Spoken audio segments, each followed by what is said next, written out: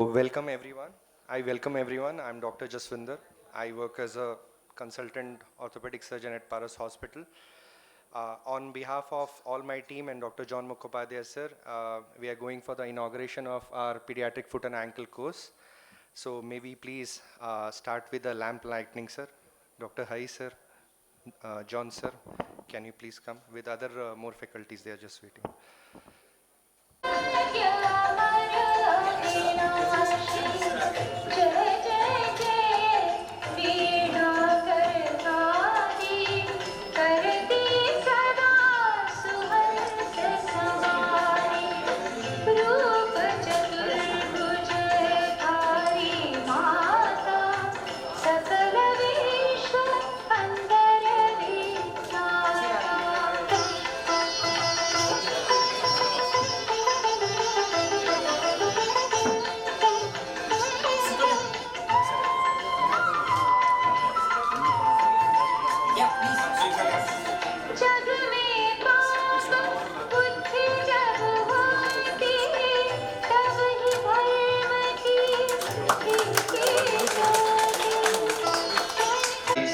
Dr. Rajivanand sir, Dr. Rai sir, Dr. John sir, Dr. Hitesh sir, Dr. Dhiren sir, Dr. Hitesh Runu sir, Dr. Vikas, Dr. N.K. Singh sir, Dr. Sukalyan, and Dr. Bashir Anand sir. So welcome everyone.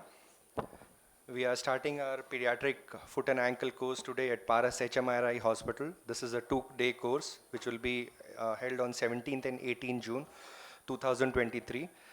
Today is an afternoon and evening session and tomorrow is a morning session. So we have our organizers, the national faculty and the local faculty here. Dr. John Mukhopadhyay sir is an organizing chairman and I, Dr. Jaswinder, is organizing secretary for the event. We are doing this event in association with Paediatric Orthopedic Society of India, our own Orthopedic Research Education Foundation India, and Paras Health. We have a total of 7 sessions and followed by hand-on workshop in this 2 days course. And to start with, we have a welcome address from our POSI president, that is Pediatric Orthopedic Society of India, Dr. Eleric Rujus.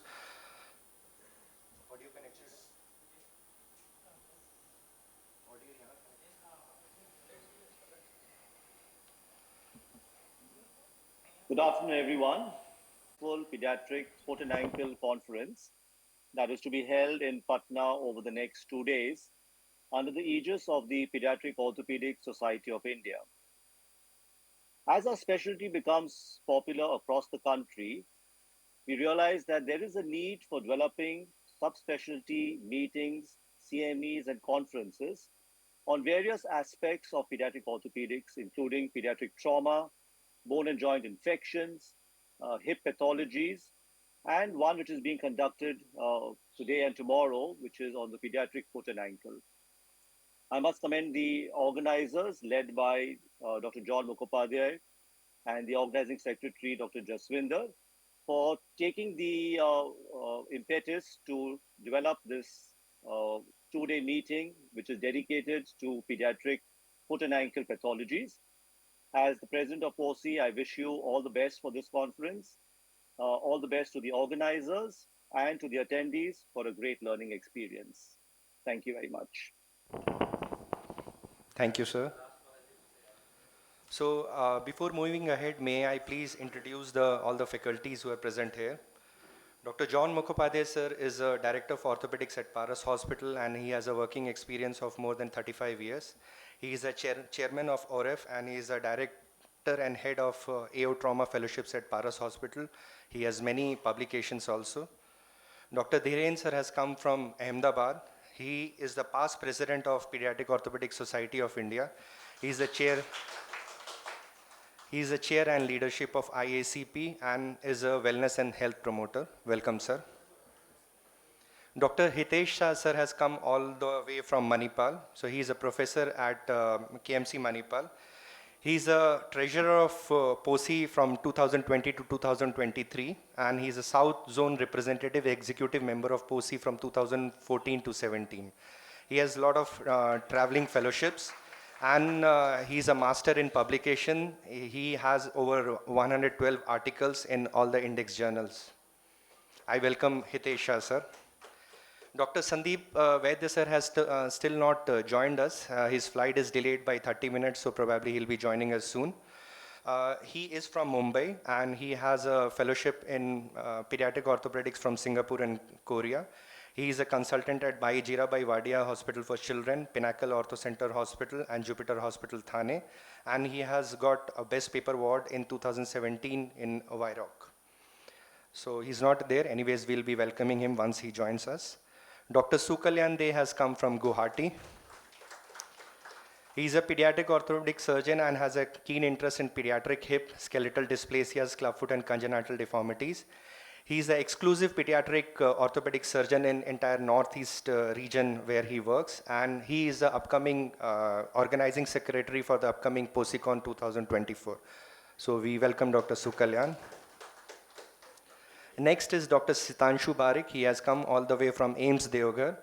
He is MCH in pediatric orthopedics from AIMS Rishikesh and lot other fellowships including upper limb fellowship from Vienna. He has done his SR-ship from CNBC, Chacha Nehru College, Delhi, and Chacha Nehru Hospital, Delhi, and AIMS Delhi and Rishikesh. We welcome Dr. Sitanshu Barik. Next is our own Dr. Ritesh Runu sir, who is an additional professor at IGIMS Hospital. He has a fellowship in pediatric hospital at GMRF. And he is a PG DHM at National Institute of Health and Family Sciences, New Delhi, and is a faculty for ATLS with the Nodal Center, IGMS Patna. We welcome Dr. Ritesh Runu sir.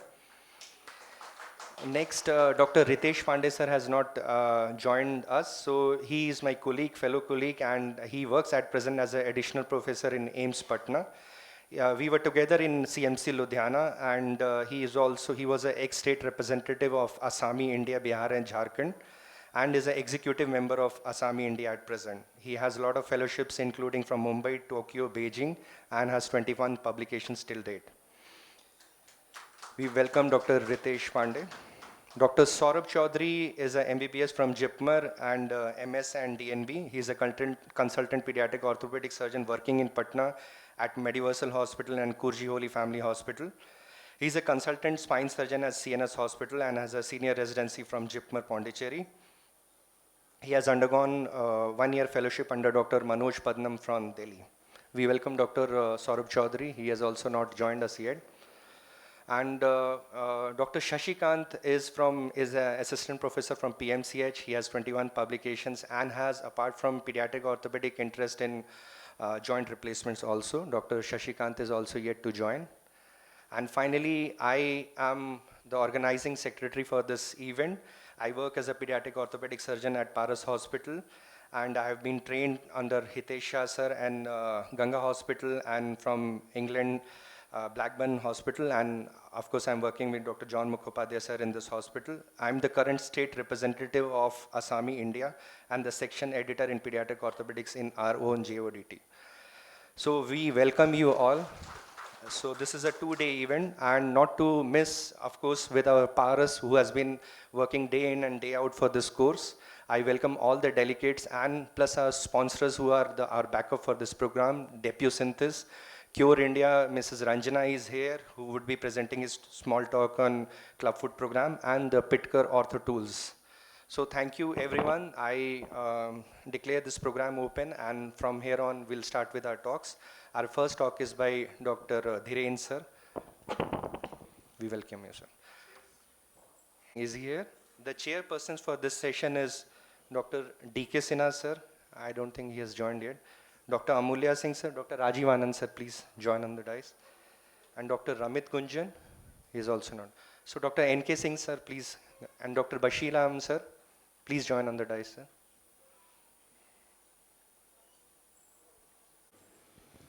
So good afternoon everyone. So we'll start the first session, that is on CTEV, and the first speaker, may I call upon Dr. Dhiren Ganjwala, and he'll be talking on pathoanatomy, differential diagnosis, and scoring systems in congenital talipes equinovarus. Dr. Dhiren Ganjwala, please. Fine. We will try our level best to keep you alert. Now, how many of you have treated a child with a clubfoot?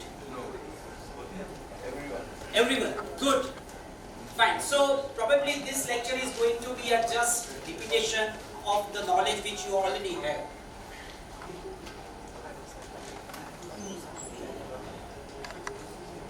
Going to discuss 3 points. The first, what are the components of... Gentlemen, this is progressing. Okay.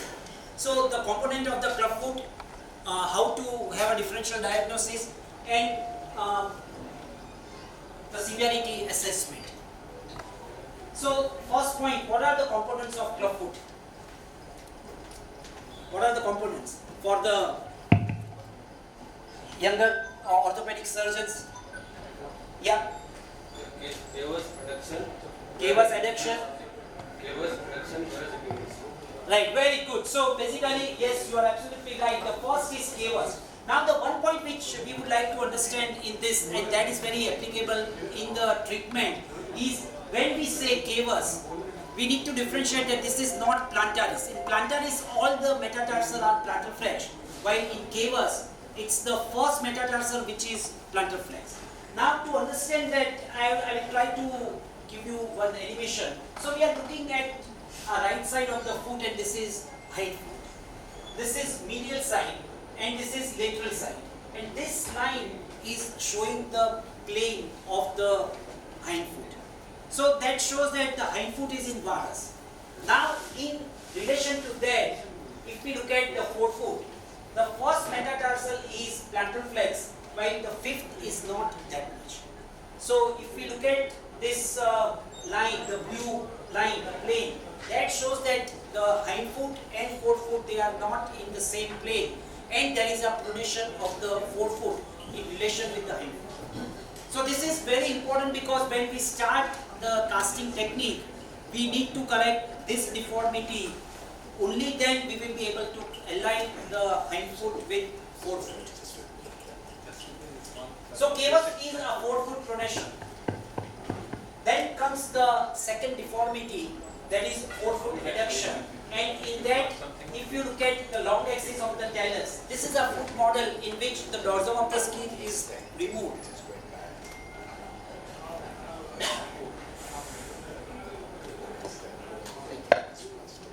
The skin on the dorsum of the foot is removed, and we can see that this is talus, and this black line is designating the long axis of talus.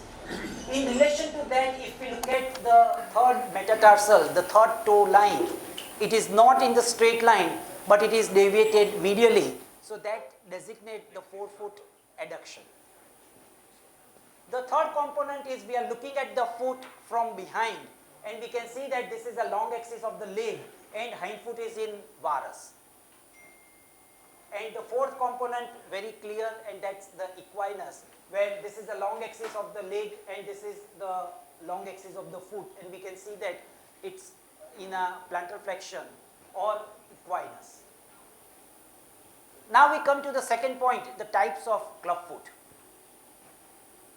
The types of the clubfoot are basically idiopathic. I would say 95 to 97% of the clubfoot deformity are idiopathic, and that's where we are going to focus tomorrow in the session. However, small number of cases are secondary clubfoot because of some neurological deformity. And the question I would like you to understand is like, why we really need to differentiate between the idiopathic one and the secondary one.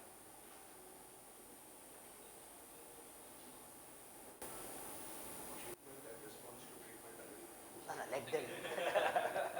Yeah, why we really need to differentiate?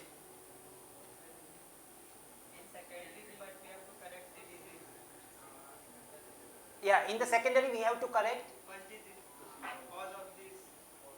Cause of the club. Okay.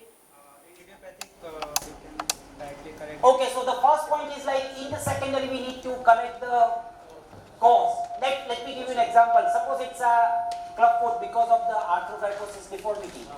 Can we correct the arthrogryposis? If we take a spina bifida, can we correct the spina bifida? No. Then There is a prognosis.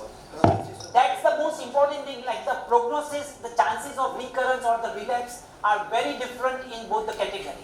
And that we need to explain to the family member or the family when we start the treatment. Because if we don't tell them this is going to have a higher chances of relapse, then when the relapse occurs, they would probably say that हमको तो कुछ बताया नहीं था. So it's very important that we understand first of all it's different, and then we explain that to the family member. So now the next question is how to differentiate. We understood the first point that it's important to differentiate. The next point is how to differentiate. And for that, we need to examine the child. We first of all look at the general examination that looks with the facial features. The second is we look at the spine, hip and the knee. And we look at the range of motion and the movements also. And that will give us a clue whether it's a idiopathic or secondary clubfoot. And then we need to look at the... Okay, fine, my time is up, okay. Yeah. And then we look at the neurology, that is basically to look at the range of motion. So, like this child, if you look at the ear, that says that there is some abnormality. If we look at the facial feature, that itself says that this is something different. Again, the child face itself says that this is not a normal child. Fine, if you are clever enough and if you have a vast experience like Dr. Hitesh or Dr. John, then you can definitely say that this is this condition. But fine, if you can't do that, it's okay. But please understand that this is not normal idiopathic variety of clubfoot. These are like evident case where we can see the swelling on the back, and that's a spina bifida. Or sometimes there is a subtle sign like this. If you see the puckering of the skin on one knee. So these are the evidence which tells us that something is different. This is one point which we need to differentiate the metatarsus, adductors and clubfoot. A lot of patients, they come to us with a mild metatarsus adductors, and then we consider it as a clubfoot. Then it's probably a too big a dose of treatment for that. So metatarsal adductors is only a forefoot adduction, while in classical CTEV, all the four components, that's the cavus, equinus, hindfoot varus and forefoot adduction are present. The last point is about the severity score. Dr. Safik Pirani from British Columbia, he described the severity of clubfoot, and he has like the forefathers from India. So he travels to India and he helped us to understand the severity score in great detail. So in that there are two big components, the midfoot and the hindfoot. These are the two components. In each there are three criteria which we look for. So for hindfoot we look at the medial crease. For second point is we look at the lateral border of the clubfoot, and the third is how much head is covered by navicular, so that's by palpation. So these are the three things which we look. And the hindfoot assessment is the posterior crease, ankle dorsiflexion, and the last one is the empty heel side. I will not go into the detail, but this is very important for us because it tells us that how the clubfoot is progressing. If we are giving treatment, it tells us that the score is gradually going down, and that gives us an idea, and we can demonstrate that to the family member that improvement is taking place with each plaster. It is equally important to understand after the end of the clubfoot treatment, say like all the 5 plasters are over, and then you are following up the child, and if relapse is going to take place, then we can identify with the Pirani severity score. So this is very useful in the treatment, and we will discuss about this, how to score the child. There are different criteria that we will discuss tomorrow when we have more time in the hands-on session. So with that, I end my talk. I will be happy to take any question. If any point is not clear, please feel free to ask.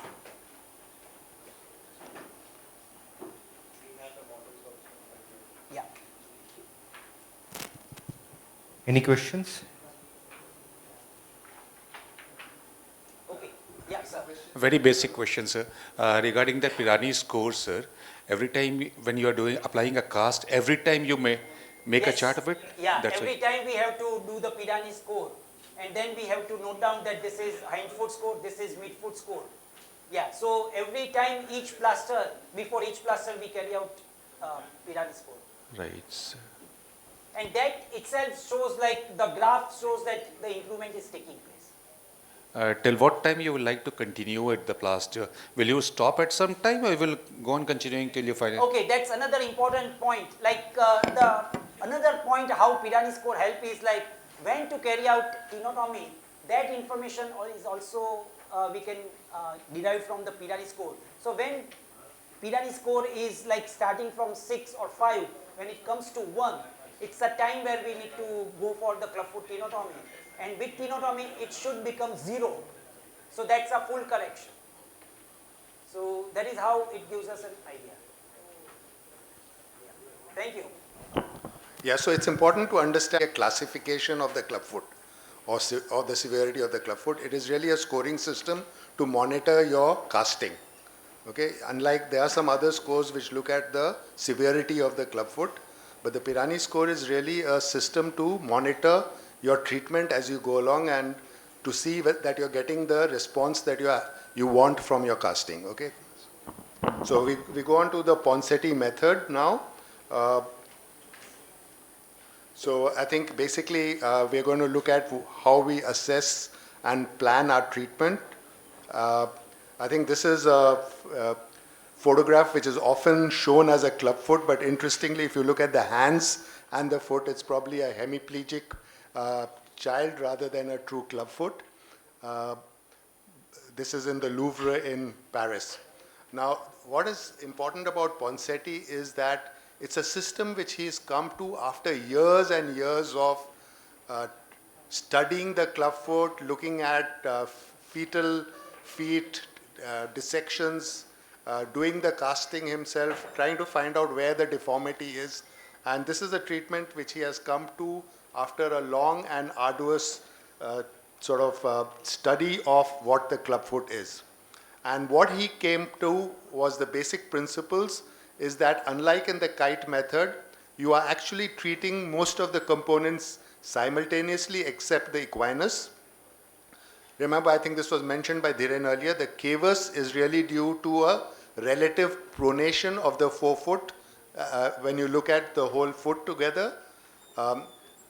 When you abduct the foot with the head of the talus as the fulcrum, this is going to gradually correct the deformity, including the heel varus and foot supination. And the equinus is corrected with dorsiflexion right at the end of the casting. And if you are not getting enough dorsiflexion, you need to do a tenotomy. And in real terms, it is close to 80 to 90% of the cases that you actually end up doing tenotomies. So these are the 4 elements of the clubfoot according to Ponseti. There's cavus, adductus, varus, and equinus. And you need to correct each of these. By the cavus is corrected by elevating the first metatarsal, adductus by abducting the midfoot, the varus by everting the calcaneus, and equinus by dorsiflexion of the talus. So the first step is cavus correction, and how you do it is by elevating the head of the first metatarsal. In that you're relatively supinating the foot. So you can see that in the model how it's done, and you can see that in real life. Now you can see the picture in the left, you can see the cavus there, and as you supinate the foot, you can see how that cavus disappears. So that's the first stage of your cast. Your first stage, you're not trying to correct the foot or abduct the foot, you're just elevating the head of the first metatarsal to get rid of the cavus in the foot. And after that, you start this forefoot adduction, so you're abducting the forefoot and you're correcting the forefoot adduction and heel varus, and your fulcrum is the head of the talus. So you put your thumb on the head of the talus and you abduct the entire foot along with it. So you're pulling the foot across to the lateral side, and interestingly, the heel varus and the forefoot and the foot supination get corrected. Okay, so what he says is that unlike the kite method where you kept the thumb at the calcaneocuboid joint, you need to keep the thumb or the fulcrum at the head of the talus. Okay, so that's how you hold it. You're not holding the heel. This is, my fingers are there, but you're not holding the heel. The heel should be free, and you abduct the forefoot while you're keeping the head of the first metatarsal elevated. So you never pronate the foot in correcting the club foot. You're still keeping that in the relatively supinated position and then abducting the foot on it. Okay, so just showing you how you do that cast, and this is how the heel will now correct itself. So as you abduct the forefoot, you can see how the heel, which is in varus, comes out of position into a valgus position. And this is the video, again done by the Ponseti people, showing how when you abduct the foot, you will see how the heel is correcting itself. And you're going to see that in the models in the hands-on workshop tomorrow. Now remember, the last cast before the tenotomy, the foot is rotated 60 to 70 degrees external with respect to the thighs, okay? So that is the position of your last cast before the tenotomy, and then you do your tenotomy. So the right foot correction, as you go in the position of the foot changes as your serial casting by the 4th, 5th, and definitely by the 6th. In most of the early clubfoot patients, you should get this correction, and with that will then allow you to go on to doing your tenotomy, which is really a complete section of the tendon. It's not a fractional lengthening, etc. You are cutting right through the tendon with a knife. Ponseti did it in the OPD. That's a choice you have to make, whether you do it in the OT setting, but try and avoid giving anesthesia to these children unless absolutely necessary, because that has its own problems with the young child, because you're doing this correction at a very young age.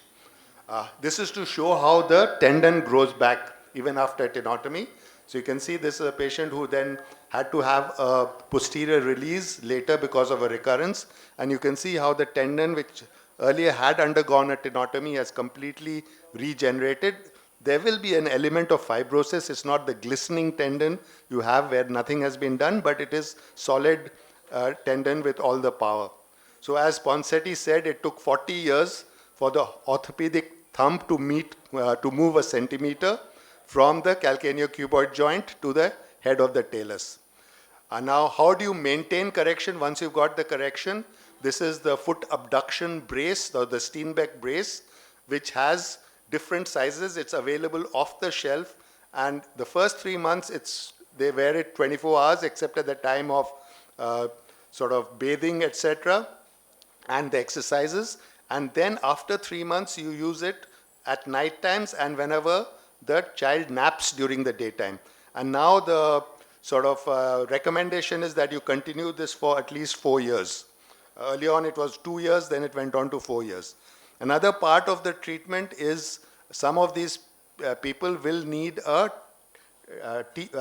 tibialis anterior transfer around the ages of 4 to 5, because they will have this dynamic adduction of the forefoot when they're walking.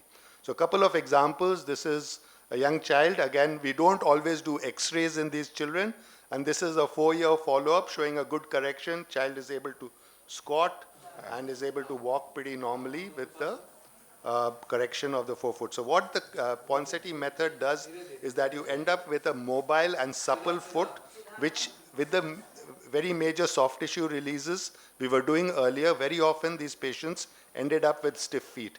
Here's another longer term follow-up. It's at about an 8-year follow-up showing a good correction of the clubfoot, which was originally the picture that we've shown on the left.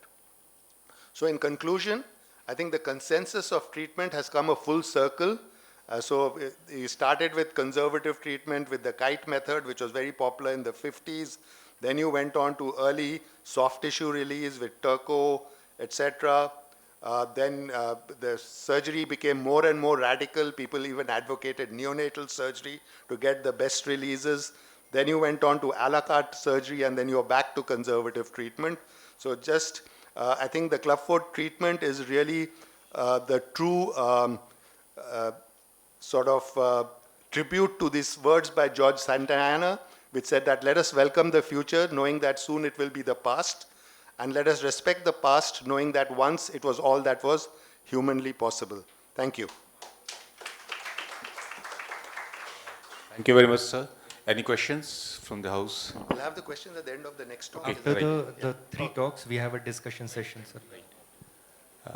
Thank you. Let's welcome Dr. Hitesh Shah. He will be talking on the role of posterior medial soft tissue release. May I request Dr. Ramit to come forward.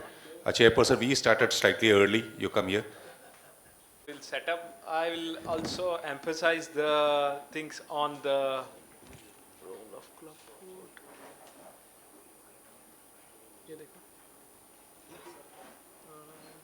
The clubfoot treatment is that it's like a pendulum. It started with the conservative and in the radical surgery, now went back into the conservative treatment. So it's very important. Even in our training also we have seen a lot of soft tissue release, but it has changed into the conservative pendulum again. Before going into surgical aspects, late presenting clubfoot, I'll still emphasize that there is a role of the Ponseti manipulation and casting, serial manipulation and casting. Why it is important? Because the Ponseti described in the United States in the very young kids. He doesn't have any experience of the older patient like 2 years presentation, 3 years presentation, 4 years presentation. It's the children from the developing world. It's a surgeon from all over the India or all over the Asia as well as Africa. They have contributed into literature. Then it's come into the place that the conservative treatment will have still role in the late presenting child with the clubfoot. So before going, and my topic was also the soft tissue release, but I'm still like to emphasize that the most of the idiopathic children will require the non-operative treatment in the Ponseti. The role of surgery will be there for the non-idiopathic patient like multiple congenital contracture, the spina bifida, diastematomyelia, spinal dysraphism. Those cases will require the surgery. The majority of the case, even in late presentation, the primary role, it is a change. Please understand, it's change because when we were in training always that we need to have a 6 months, 1 year, the failure of cast after 5 cast, 4 cast, it knows about the surgery. It is not there now, true for even older patient. So the role of serial manipulation is still its role and even in older child. So what is the consensus for that? Even in up to the 5 to 6 years, you can do about the serial manipulation and casting. Again, the difference between the younger presentation and older presentation, because they may develop the secondary bony changes, the more time is required, more number of castings are required, but that would be the role. It's as much as up to the 10 casts. Normally, if you do about in a young child less than 6 months, generally 3 to 5 casts would be adequate to correct about serial manipulation before doing about tendo-Achilles stenotomy. But it can go in an older child, depends on the severity of the cases. Like this is the child presented with 3 years, treated with the serial manipulation and casting, and you can see it's very well corrected foot. Then even said after the 3 years, the Ponseti methods works. But I'm not going in more detail because both of our earlier speaker has already covered the pathoanatomy, casting, serial manipulation. But I like to emphasize first, there is still role in an older child. But in proportion of patient will require the surgery because of the failure of treatment. Maybe 5% or maybe less than that. In idiopathic and non-idiopathic, it will go up to the 50%. So what are the indication of the surgery? There is a resistant clubfoot or the relapsed clubfoot. Most commonly it is a secondary clubfoot like a syndromic clubfoot or the multiple congenital contracture or a spina bifida or the like child with the Mobius syndrome or Freeman-Sildon syndrome. That is common in the secondary clubfoot. So the message here, whenever we are failed to correct the treatment with the serial manipulation, always think there is something wrong with underlying disease, like there may be neurological cause, there may be associated with the syndromes. As Dhiren Bhai said in earlier talk, the face may be abnormal, spine may be abnormal, upper limb may be abnormal, or entire the hip, knee, ankle. There may be lack of creases, like this child will be there in the multiple congenital contracture, or it may be the tibial hemimelia or diastrophic dysplasia. The aim is to, in the child, even in the older child, to correct the foot, to obtain the foot to looking like a plantigrade foot, looks normal and function normal. So that is the aim, irrespective of the age, plantigrade, supple, normal looking foot with without compromising the muscle strength, maintaining the normal power, maintaining the normal function, maintaining the normal gait pattern, and that would be the painless and avoid the recurrence. Why these are the all important points? With soft tissue release, no doubt it looks very good, but ultimately sometimes it may be the scar tissue, and the posteromedial structure of the clubfoot is so tight, fibrotic, it may tends to relapse. Second part, it may lead to the stiffness. So if it is possible, those aim can be corrected with the non-operative treatment. The first priority should be non-operative treatment. So what should we do to get the normal relationship between the tarsal bone? We need to understand about what are the deformity: hindfoot equinus, hindfoot varus, forefoot adduction, eversion, and equinus. That's a cavus. What is required to release all structure that required to be a tight. Avoid fusing the joint. That is the first priority if you are looking at that non-idiopathic clubfoot or a soft tissue release. Retain the normal power. How would you retain? Avoid over lengthening of tendon and restore the muscle imbalance. As Dr. John said, very commonly in an older patient it will require the tibialis anterior transfer, either split transfer or a complete transfer. Restoring the normal gait to get the foot in plantigrade and foot to be supple and muscle balance across ankle, subtalar and tarsal joint. There are various incisions: posterior incision, posteromedial incision, turco incision, hemi-Cincinnati incision, Mackle incision, full Cincinnati incision or complete subtalar release. But why this is there? Almost the complete subtalar release is eradicated. None of the children will require, because the first few plaster we can maintain the suppleness of the subtalar as well as the metatarsal. The most commonly it is medial or a posteromedial release will be required. Why it is required to do about choice? Because the posteromedial structures are tight, including the skin. So very commonly it can lead to the necrosis and the fibrosis. And to avoid this, we need to select the incision that will lead to the no necrosis without any scar complication. The choice of the incision should say we can reach to all the structure adequately, permit about a tension-free closure, and the scar should heal well and should facilitate the reoperation if it is needed, and scars should be cosmetically acceptable. Maybe this is the scar for as I said, it's a complete hemi-Cincinnati incision, but we prefer the hemi-Cincinnati. For hindfoot equinus, residual equinus, it's only posterior incision is enough if it is isolated, and posterior capsulotomy and ankle and subtalar joint would be required. In older child, where it is do about the surgery, you can release about the posterior tibiofibular ligament in order to move about the talus into the dorsiflexion. If it is not released, the ankle mortise is not widely open, so we cannot do about the dorsiflexion at the ankle joint. For correcting the hindfoot varus, required to do the tibialis posterior lengthening and the subtalar capsulotomy. Correcting the forefoot adduction, we need to do the tibialis posterior lengthening, tabelonavicular capsulotomy and adductor hallucis. For the equinus, the cavus, equinus of the forefoot is required to do the plantar fascia. For the inversion deformity, we do about tibialis posterior lengthening. So we prefer the hemi-Cincinnati incision. This is example, the child has been 6-year-old child with severe clubfoot with pronated foot. It looks from the side. That's the preferred incision was the posteromedial incision. That's the hemi-Cincinnati incision. That's exposure of the medial side, and we can see the tendo Achilles is cleared. Here, the tendo Achilles is there. After doing about tendo Achilles lengthening, we come on the medial side, dissect on the neurovascular structure, tibial nerve and posterior tibial artery and vessel, and after dissecting on the posterior aspects, we can go on the front and see about whether the capsulotomy of ankle and a subtalar joint can be opened from the back without disturbing the deltoid ligament. The medial release, we can identify about the tibialis posterior and do about lengthening of the tibialis posterior. After tibialis posterior lengthening, distal part of the tibialis posterior, we can see and open about the talonavicular joint, and that is the most important aspect, because the fulcrum in clubfoot is that talonavicular joint, and if we can dissect the talonavicular joint very well, we can able to correct the deformity quite well. Then on the forefoot adduction, we do about the lengthening of the abductor hallucis, and this is the foot looks after the closure. It's a tension free and corrected very well. This is the case in the older child with the severe callosity.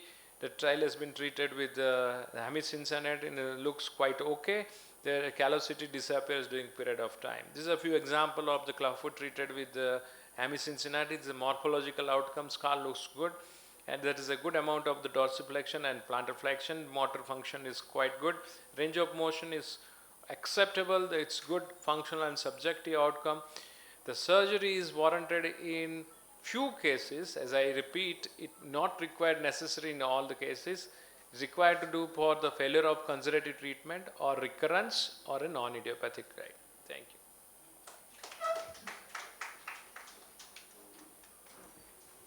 Thank you. Any questions from the three speakers? Dr. Dhiren Ganjwala regarding the pathoanatomy, Dr. John Mukhopadhyay about the Ponseti casting techniques or TA tenotomy, or Dr. Hitesh Shah, the posterior medial release. Any question from the audience?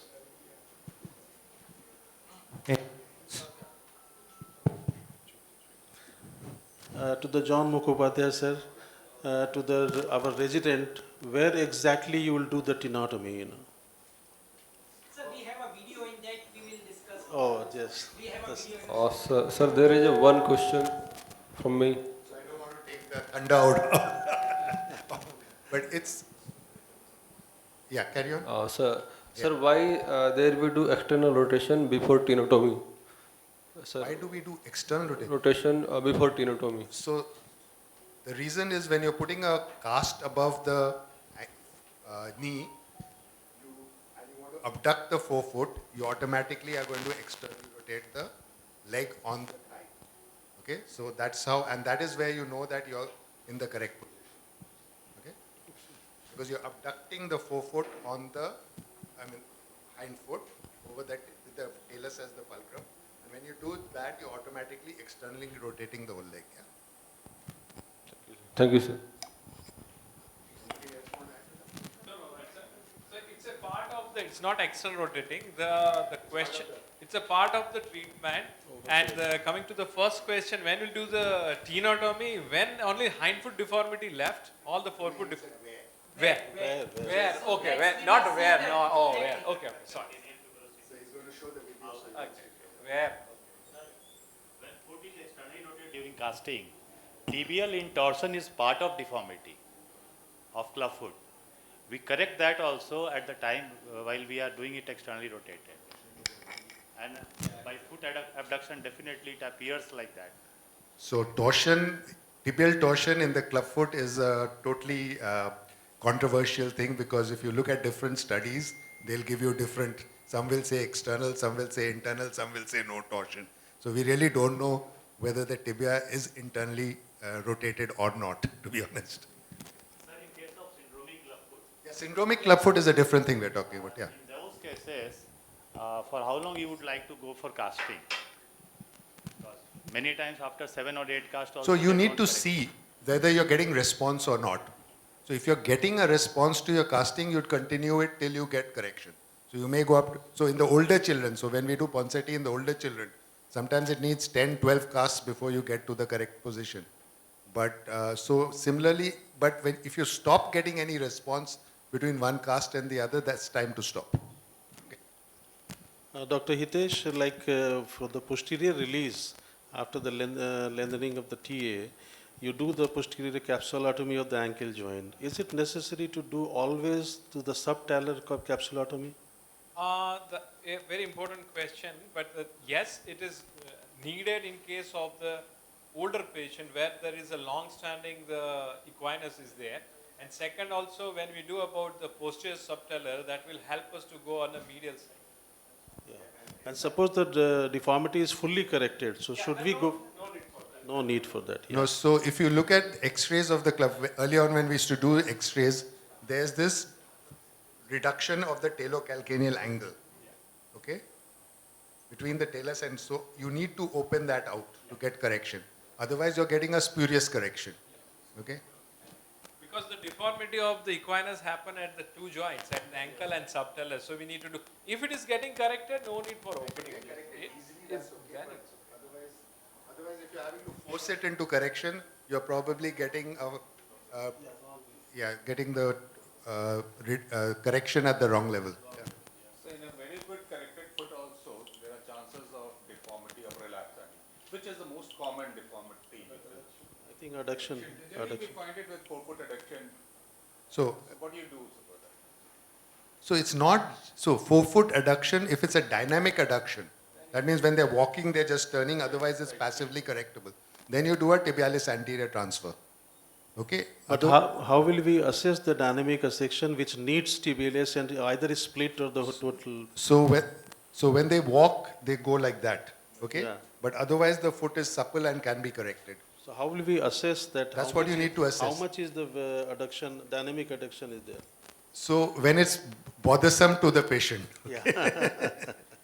if patients are complaining of it then. If the foot is passively corrected and over-corrected passively, and when the child stands and walks with that, it's inverted. That's a dynamic correction. We have a next session on dynamic adduction. Actually, Dr. Sandeep Vaidya is covering that. He'll be joining a little late. Oh yeah, there's a next. What is the upper age limit for a percutaneous stenotomy, sir? So will you do in like 5 years also?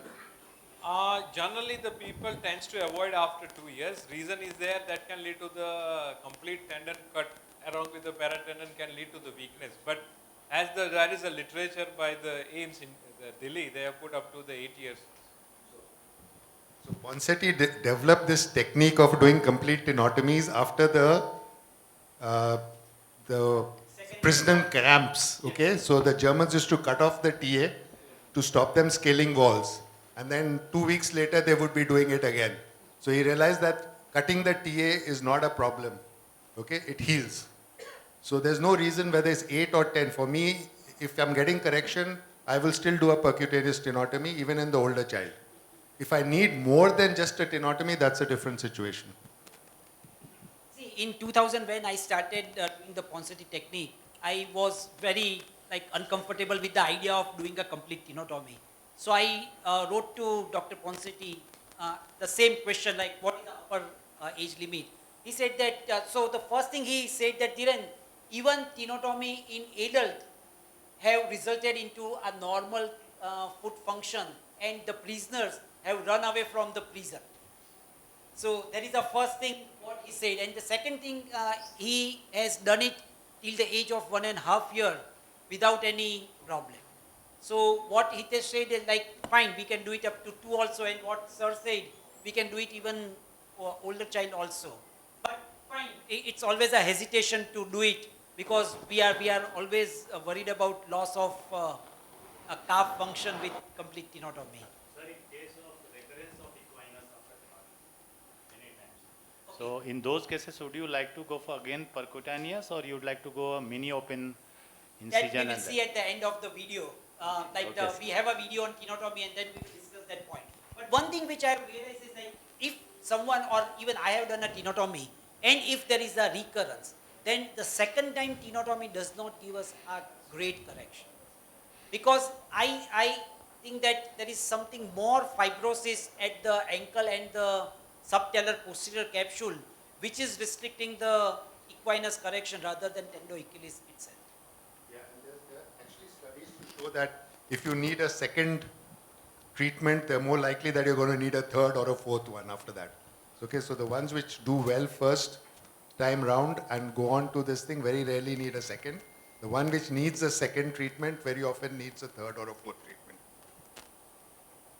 So those are generally stiffer feet with sort of different connective tissue which reacts differently. So you need to... Yes, I will show that in the technique.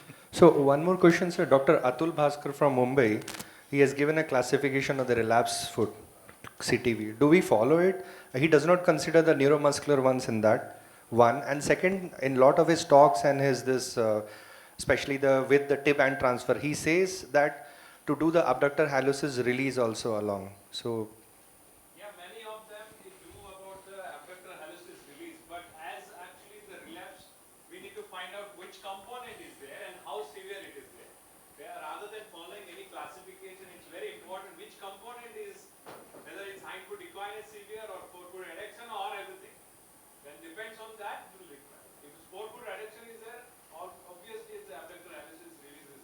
So I remember a long time ago for us, releasing the abductor hallucis used to be part of the treatment even with the posterior release.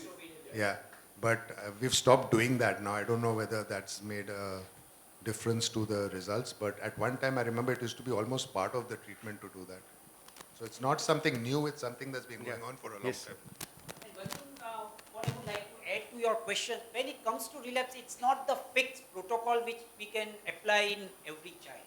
So first of all, what it says is that we need to look at, it's a forefoot, it's a hindfoot, it's equinus, or it's a dynamic supination. What is the problem? And accordingly, we have to suggest a treatment. Right. So I request the delegates, this is the best faculty we have and everyone is treating clubfoot, so please ask your doubts and questions. I think probably John and Hitesh are the topmost people in India for the soft tissue procedure. So if you have any question about that, definitely take advantage of expertise of both of them. 10 years ago maybe.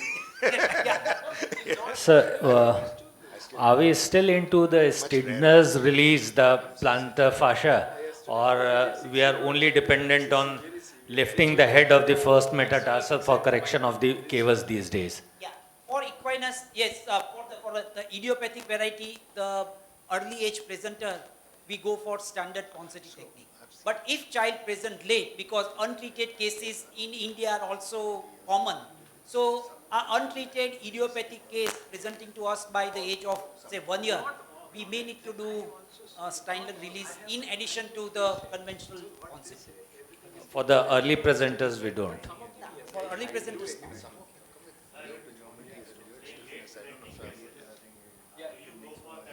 where I just cut the tendons, not the capsule. And then that significantly reduces the number of plasters. Once you do that soft tissue procedure in maximum 4 plasters, you are able to correct deformity. So yes, that's my preference for late presenting cases. Because I am in a private practice and each plaster costs a significant rupees to the patient. And so we try to reduce the cost of treatment by carrying out the soft tissue procedure first and then the plaster. Maybe you should make your treatment cheaper. Hello, sir, there is one question from me. Sir, how many structures we can remove for soft tissue release? Sorry, how many? How many, which structures we need to release? For Yes, the, sir. How many structures? I want to You are ask. talking about the mini soft tissue release? Yeah. No, I want to ask about the PMR, posterior medial soft tissue release. How many structures we can remove? How many structures? how many structures? Structures we can remove in the PMR. Remove, generally we do about Release. the lengthening or release. Either we can either do the tenotomy or a capsulotomy. Generally on posterior aspect, the tendo-ankle is lengthening, posterior capsule of ankle and posterior capsule of subtalar. Medially, there is a tibialis posterior, FHL and FDL till the master knot of Henry. And there is a talonavicular joint capsule, subtalar joint capsule. Okay, and that will be the required, and the spring ligament. And you also need to release the lateral tissues because the lateral tissues serve as a tether. Yes. Okay, so paradoxically, even though you're doing a medial release, if you don't release the lateral tethers, you will not get the correction. So you end up releasing the lateral side of the calcaneocuboid joint as well, the lateral side of the ankle as well, and the peroneal tendon sheaths, etc., to get your correction. Okay, I think we should carry on with the next session. And I think I'll invite Dr. John Mukhopadhyay. He'll be talking on management in older children, including osteotomy, Jess and Elizaro. Okay, so we now come to the older child, and although Ponseti works great, we still see sort of problems with some of these patients.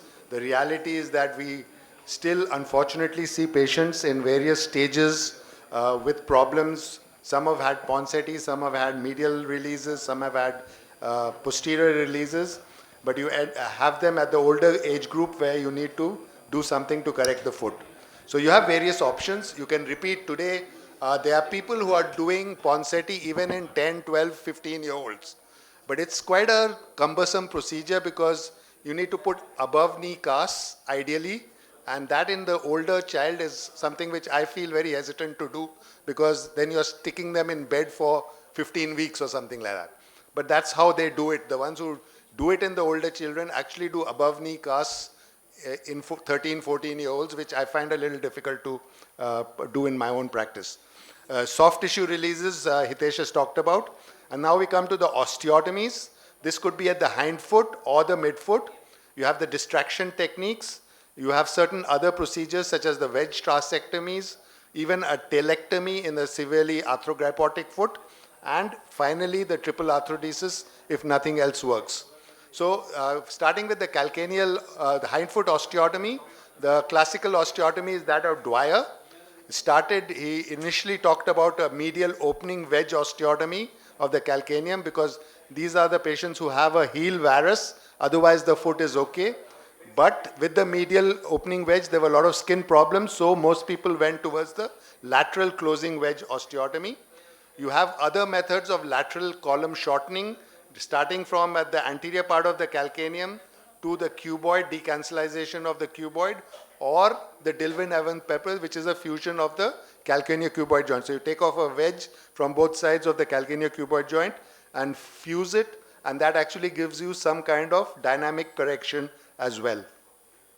There's also more recently what we call the medial column lengthening. So you can combine that with a lateral column shortening or do it isolated, where you osteotomize the navicular, put in a bone graft to lengthen the medial column. So patients who only have problems of varus on the in the midfoot, you can think of doing a medial column lengthening. So more often we do a combination of a lateral column shortening and a medial column lengthening, usually at the cuboid, but you can do it at various levels. So you can combine Dwyer's with a medial column lengthening as well if the problem is more in the heel.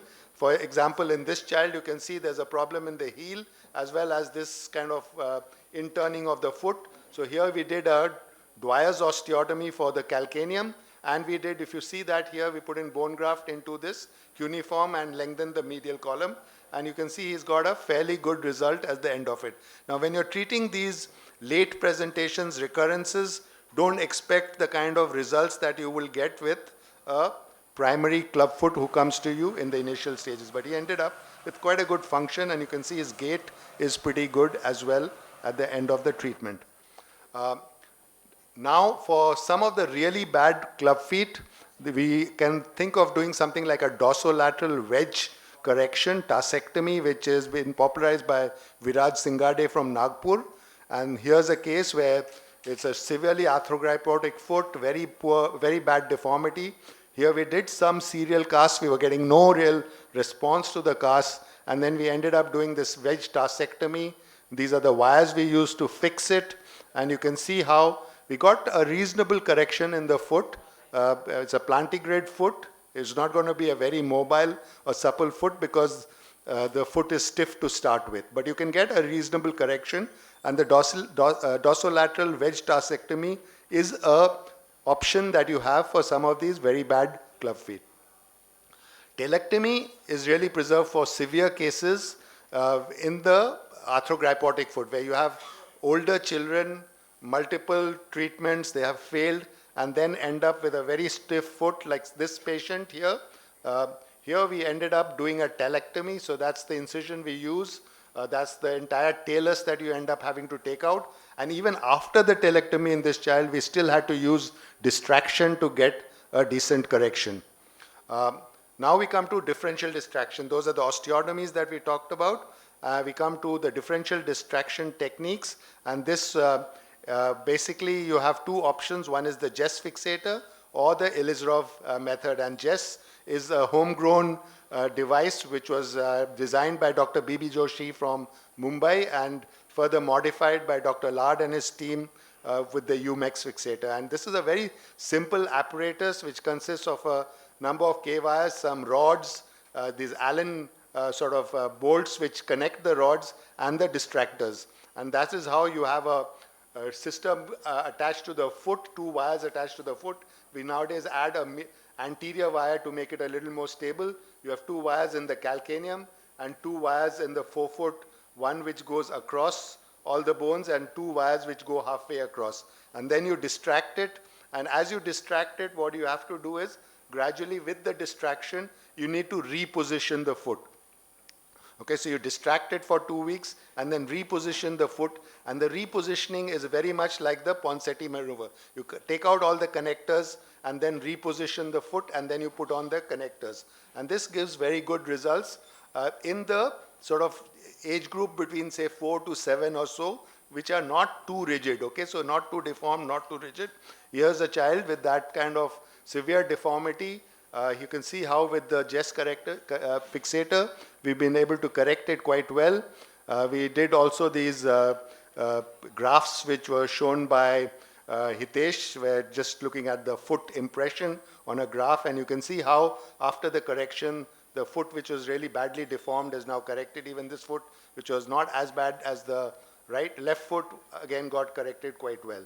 Okay, and that's her corrected position at the end of a 3-year follow-up with a good correction. But the Jess fixator does take time, it's cumbersome, and you need to pay a lot of attention to detail. Here's another child with a 7-year follow-up showing an excellent result with the Jess fixator.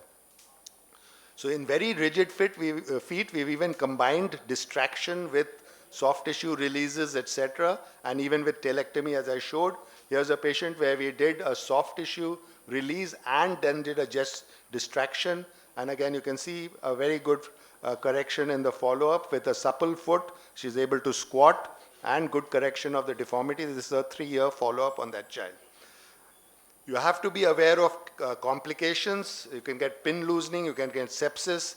And what is the one that you really need to be careful about is this clawing of toes. And this is avoidable if you pay attention. And if you don't, you can even end up dislocating a joint here. You can see in this patient, actually the first metatarsophalangeal joint has dislocated in the treatment for the clubfoot with the Jess fixator. Okay, now relatively simple apparatus as compared to the Ilizarov fixator, but you have these problems which you need to take care of. For the older child, you have the Ilizarov fixator, which is more versatile. You can use it in more rigid feet, and you can even combine it with osteotomies. Okay, so here's an older child. We can see a very severe foot. There's the x-rays at that stage. Again, a very simple ring application. So you have the block on the tibia. The hindfoot block, again, is just 2 olive wires which we put in across. And again, the forefoot block, again, 2 olive wires which go through 3 metatarsals each. Okay, and then you just connect them all together and you distract it. We don't use, we use hinges, but they are not particularly designed hinges to start at a particular point. Some people like to fix the talus with a wire as well. We haven't done that, but we are able to get fairly good correction. And again, we re-manipulate the foot after 2 weeks of distraction to get a decent position. And you can see how he's got a good correction on x-rays as well as a clinically good corrected feet at the end of the treatment. And this is a follow-up at about 5 years showing an excellent correction. So I think we have to be aware that we continue to face the challenge of managing neglected and recurrent and resistant clubfoot deformities. We have multiple tools in our armamentarium, but really the aim should be to try and avoid these extensive procedures by making sure that you correct them properly in the first place. So the idea is that all the children should have access to treatment at a young age. And today with the Ponseti treatment, we can treat most of these club feet successfully with simple casts and a tenotomy. And you don't have to go on to doing these very major procedures to correct the feet. Thank you.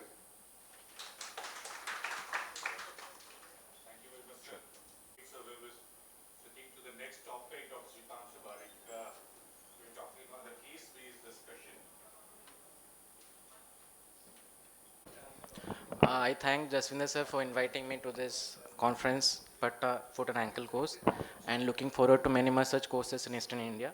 And after John sir's talk, I think my PPT becomes much more easier because I'm going to discuss about neglected cases. So every textbook, when we read about CTV, we have this last 2-3 paragraphs which mention salvage surgeries are triple arthrodesis. Then we have our modalities which sir spoke out, Ilizarov, and what are the options we have when we have a flat top talus. So first case is a 12-year-old female with right side CTV of relapse, and these are the clinical images which shows the heel varus. And this is an image which is operated in 2011, which is one of from my seniors. And these are the gait videos of the patient, which shows a lateral walking along with heel varus, cavus. And this patient was managed with a triple arthrodesis. So the patient, that deformity corrected immediately post-operatively. We had good clinical images post-operatively, but the current consensus which I found from the literature is that they are always poor as compared to other methods of the treatment, be it PMRSTR or Elizarov or JES, and they have very few limited indications, which include only a stiff or a painful feet, which you do the arthrodesis to reduce the pain, or in case the talus has gone for AVN due to your previous prior procedures. So this is the current consensus. So you do triple arthrodesis when you have these two indications. My next case is a 9-year-old male who is a non-intervened right side CTV. The patient presented with this gross deformity. All the images from hind foot, forefoot, cavus is seen in these images. And these are the clinical X-rays, which is grotesque and cannot make out. And we have this gait video which shows lateral walking, severe inversion, severe medial facing of the sole of the foot. So it was managed by the Elizarov technique, in which we did the distraction histogenesis. So now you will be seeing this wire here. Now this olive wire was placed in the head of the talus, which was passed from the lateral to side to the medial side. So this was a two-staged Elizarov correction. It was done, and the first phase was with correction of the forefoot deformity, that is the adduction, and the second stage surgery was done for the correction of the equinus deformity. Now in the second stage, as you can see, in the first stage the hinges are more on the, which were worked upon were the hinges which were done on the foot, whereas in the second stage the hinges which were there in the heel on the proximal part were used. So these were the final images. Now as sir had told, we have to take care of the forefoot, the toe drop, and we could not, I think we did we could not manage it, and some things we learned from our mistakes. So this could have been avoided. So Ponseti casting says that you correct the foot in terms of the deformity. That is, you correct the forefoot first, then go to the equinus. So same thing can be also managed through surgical method. It is not necessary that Ponseti always means conservative treatment. Same principles of Ponseti is applied by this method, in which you do a two-stage of Elizarov correction. In the first stage, you do the differential distraction of the medial and lateral column of 1 mm till adduction is corrected. Stage 2, you do initial distraction of both the posterior and anterior columns for distracting for the talus, and then you do a posterior distraction and anterior compression till you achieve around 5 to 10 degrees of dorsiflexion.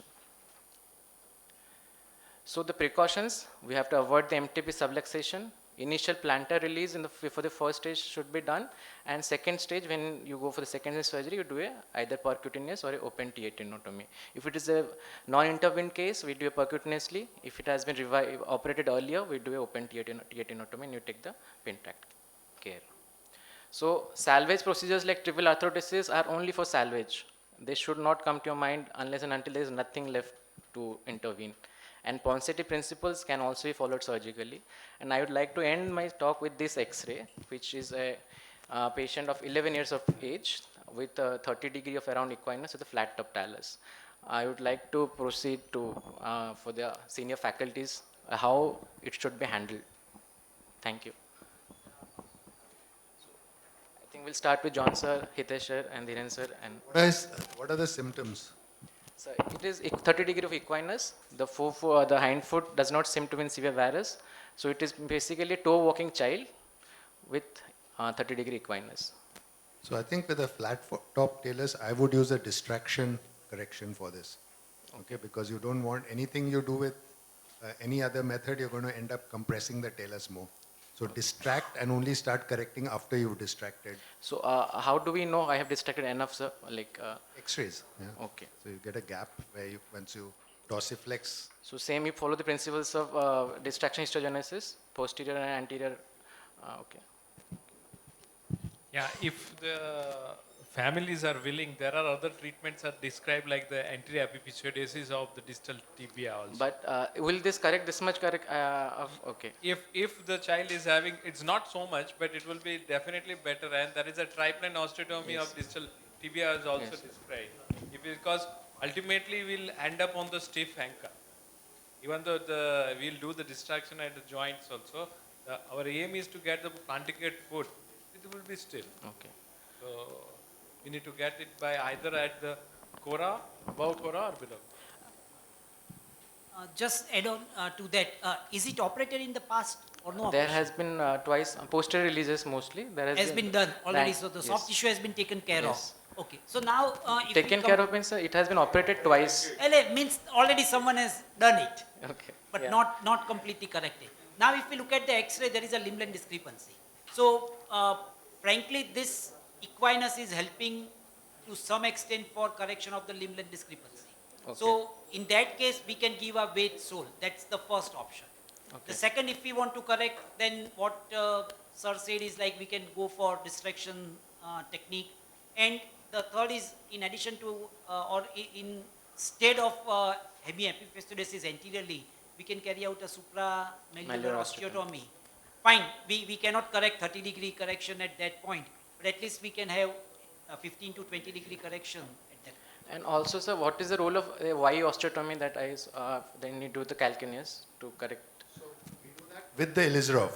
Okay. So you do either U or a V osteotomy, okay, where your one limb of the osteotomy goes, So it is something like that. yeah, from the calcaneum across and one to the back, okay, and then you can distract with the Ilizarov on that. So you're getting bony correction as well as soft tissue correction. Okay, thank you. So thank you. Tanshu, I had a question. So, did you, that wire you had put in the talus, are you worried about the joint? Infection. I mean, in aspect of the infection, one? No, I don't think. We have done 2-3 cases. That is from a past institute from Rishikesh, and we have done 2-3 cases. And the main problem is locating and trying to pass the wire in the head of the talus, not into the neck. And that is the only precaution we took. Rest, I think, all precautions that you take. So the only thing is, if you are putting the talar wire, you should actually connect it to the tibial frame. Not onto the foot frame, because then it will work as a fulcrum on which you're correcting the So, foot. sir, that was connected to a second, for the first ring of the foot. The yeah. To the tibial frame. So that then you're correcting the foot with that as your fulcrum. Axis. Yeah. The second question is, like, do you follow the protocol? What do you do? How do you do the corrections? Do you take the patient again to the OT to manipulate it? Yes, So, two surgeries. So first surgery is only for the forefoot correction, and then second operation we connect the hinges again for anteriorly and posteriorly for the equinus correction, and do a tenotomy or open release, whatever is needed in the second stage. so I think we follow a little different protocol, sir. What we do is, like, we put everything once together, and then after every 2 weeks we'll be taking noti to do kind of a Ponseti maneuver, correcting it maybe once, twice or thrice, and finally for a maintenance phase.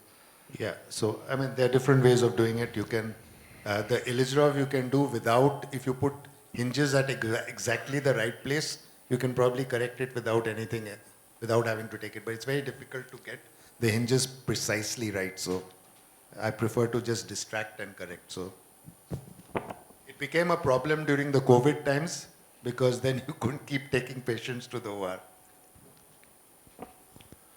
Thank you so much. Thank and you. Is Dr. Sandeep Vaidya has come? Not yet. So do we have any more questions? Otherwise, we'll move to the video session of this session itself, and I think by some 3, 4, 5 videos, whatever Dr. Sandeep Vaidya will join us. So what we will do is, like, it's 3:34. We will give 10 minutes to Sandeep. Like the first 2 videos are not mine videos. It's basically JBJS has published a video, and they are really good videos. So I thought that instead of preparing our own video, let's show that video and we can discuss on that. Audio.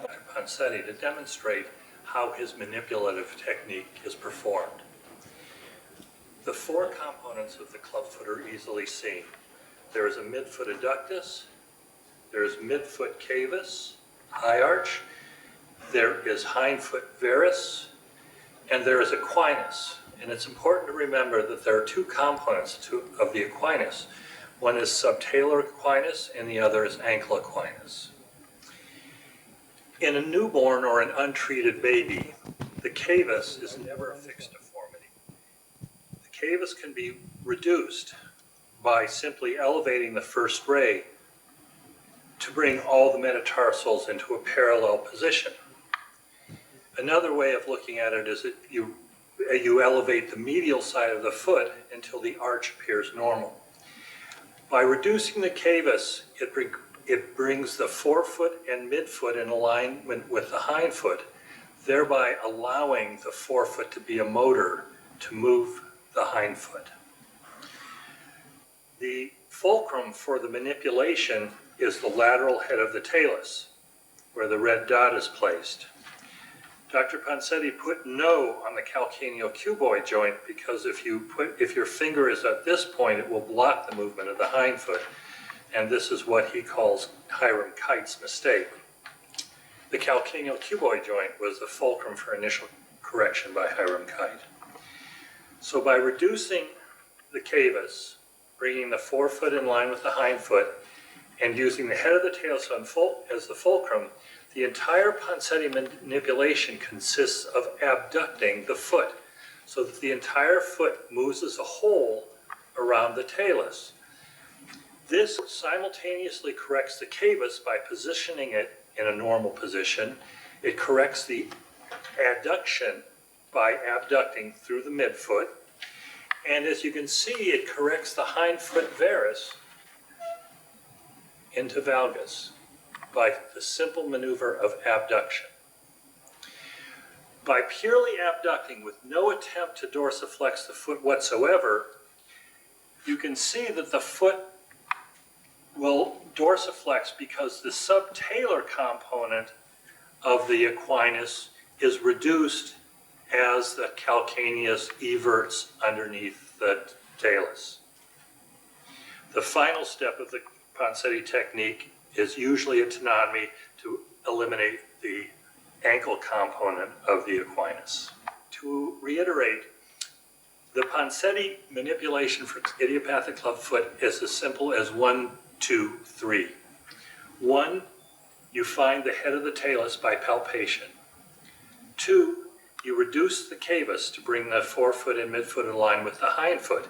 And you do this by visual inspection of the bottom of the foot that you've made a normal arch. And 3, you abduct. And abduction is in the plane of the sole of the foot. The plane of the sole of the foot is made up by the 3 points, the heel, the first and fifth metatarsals. And Dr. Pansetti recognized that that was the external sign of the motion of the subtalar joint.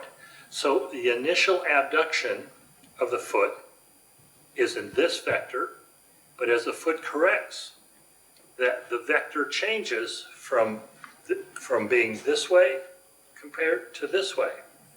So the vector always follows the sole of the foot, and as the subtalar joint corrects, the direction of the abduction vector changes. This is a plastic model that was developed by Dr. Pansetti to demonstrate. Yeah, so any question before we move on to the second video of plaster technique?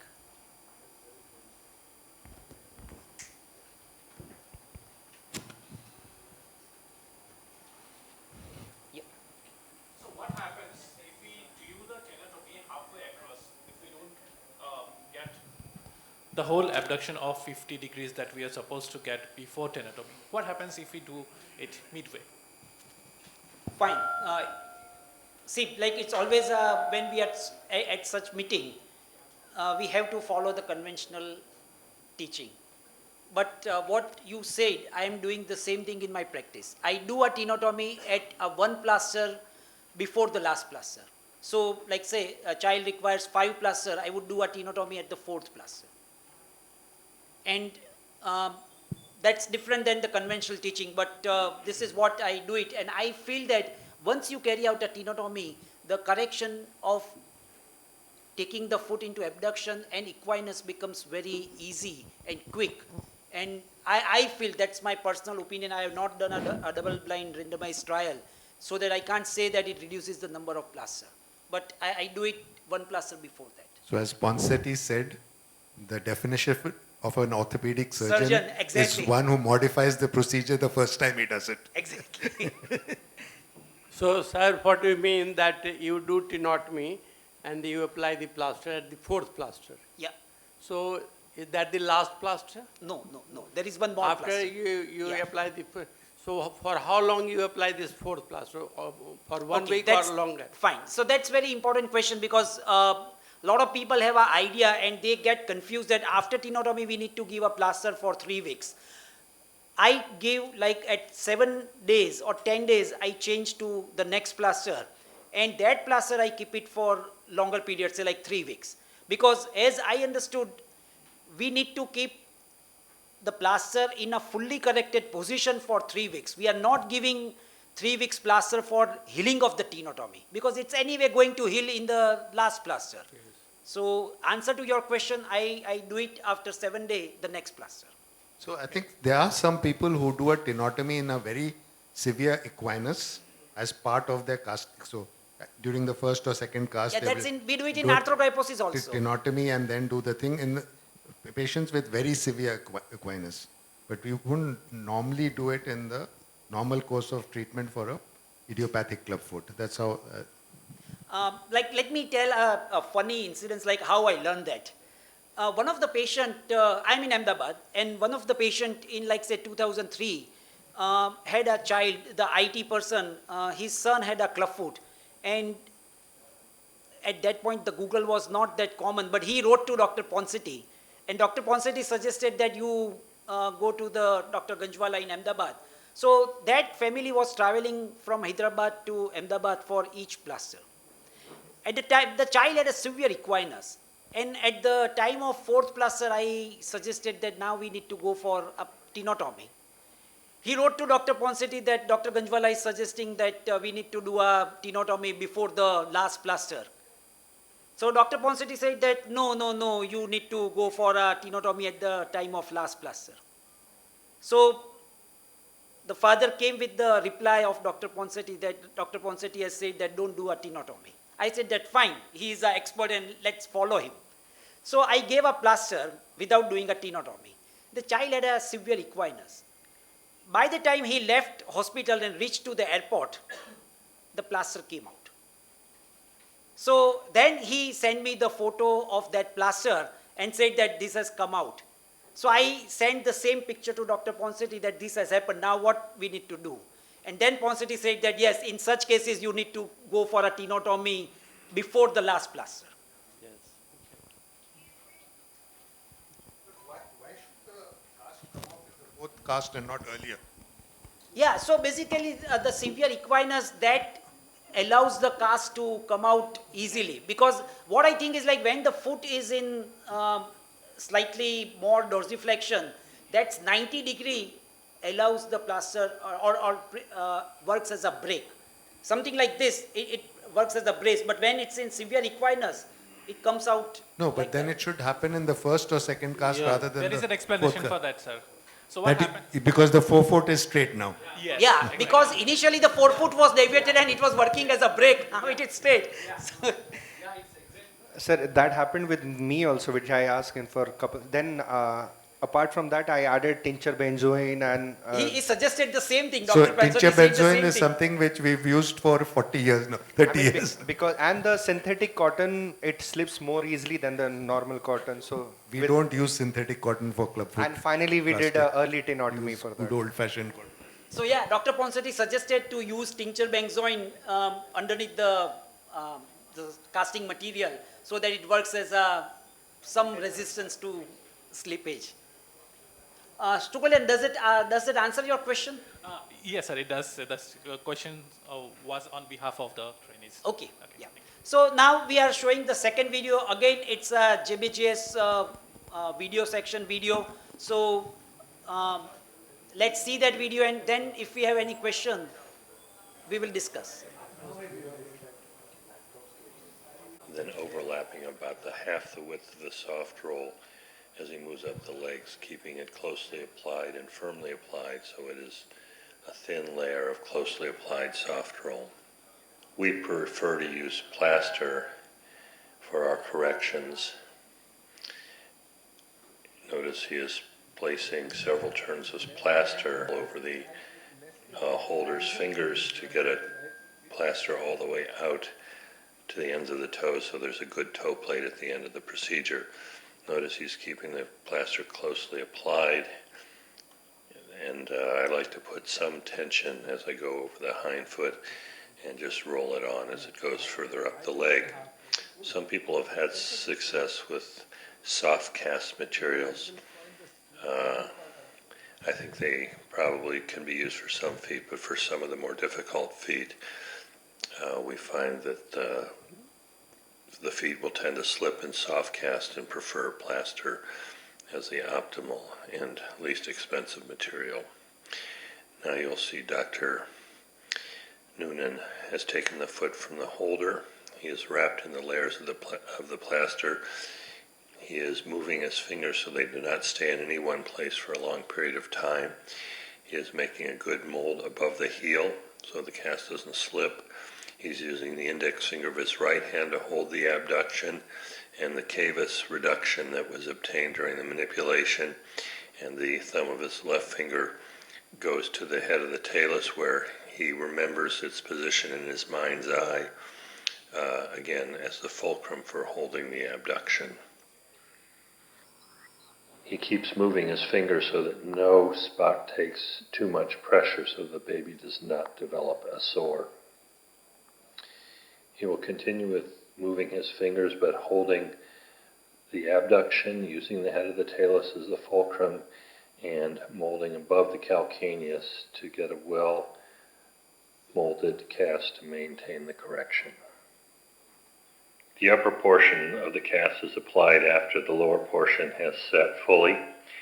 Soft roll is put on, again, not thickly, but well padded, especially at the top of the thigh, so that there's a good layer of soft roll.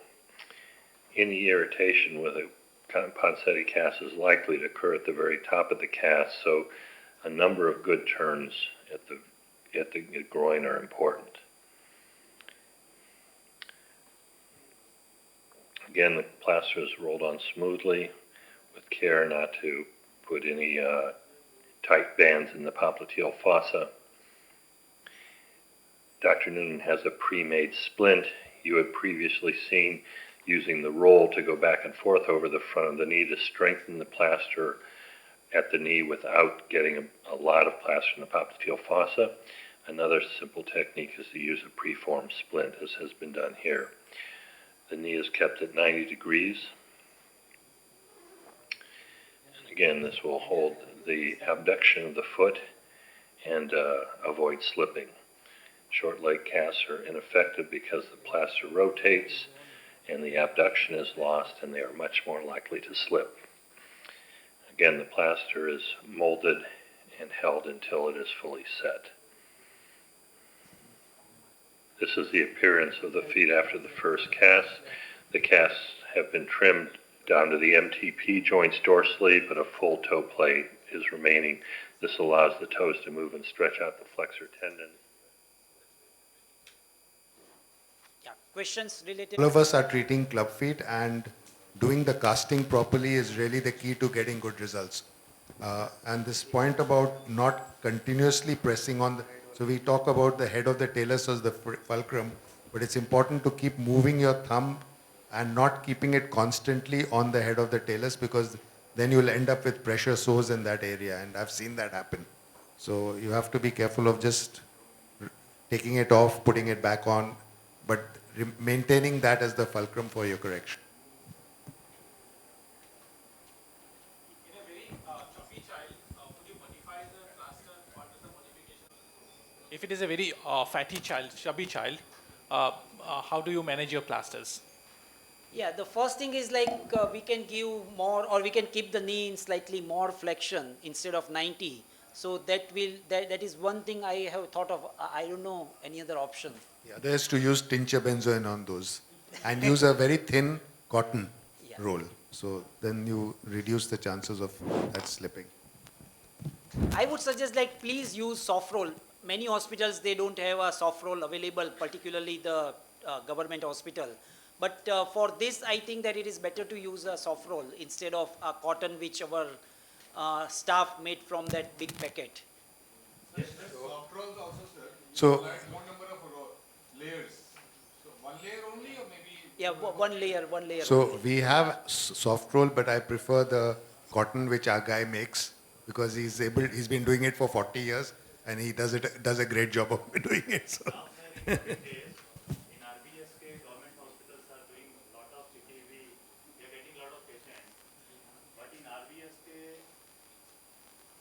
Because of money constraint, they don't give soft roll. But we have insisted for that because after using soft roll, the cast is all very good.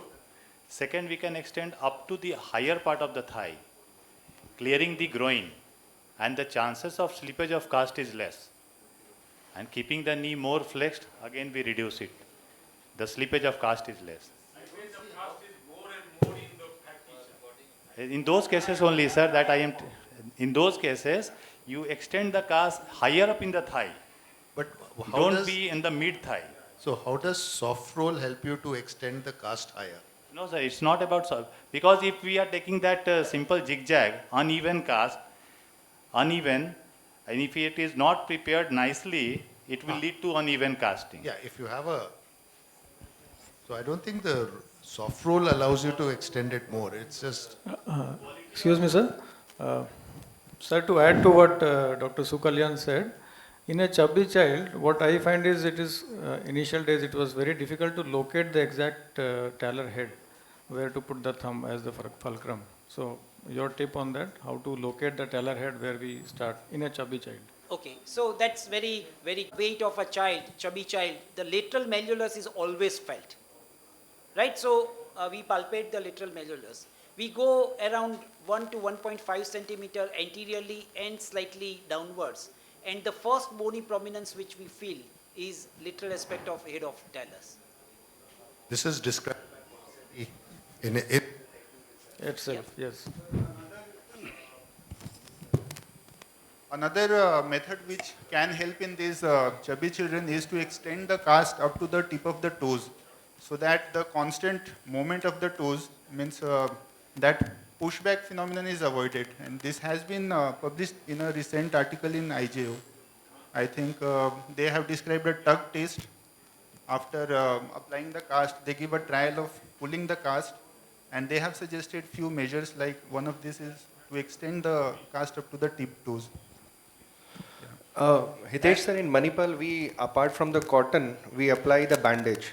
What is the reason for that, sir? You want the cotton not to slip? Generally, if you apply the cotton, we need to be extremely careful. It should not lead to the constriction, number one. Second, if we use only very thin layer, what is here in this video is there, I generally apply even thinner than this. And that is the reason to hold in that position, we need to put a dense cotton. But that is also any single layer only. That is the reason we used to put it. Sir, one question.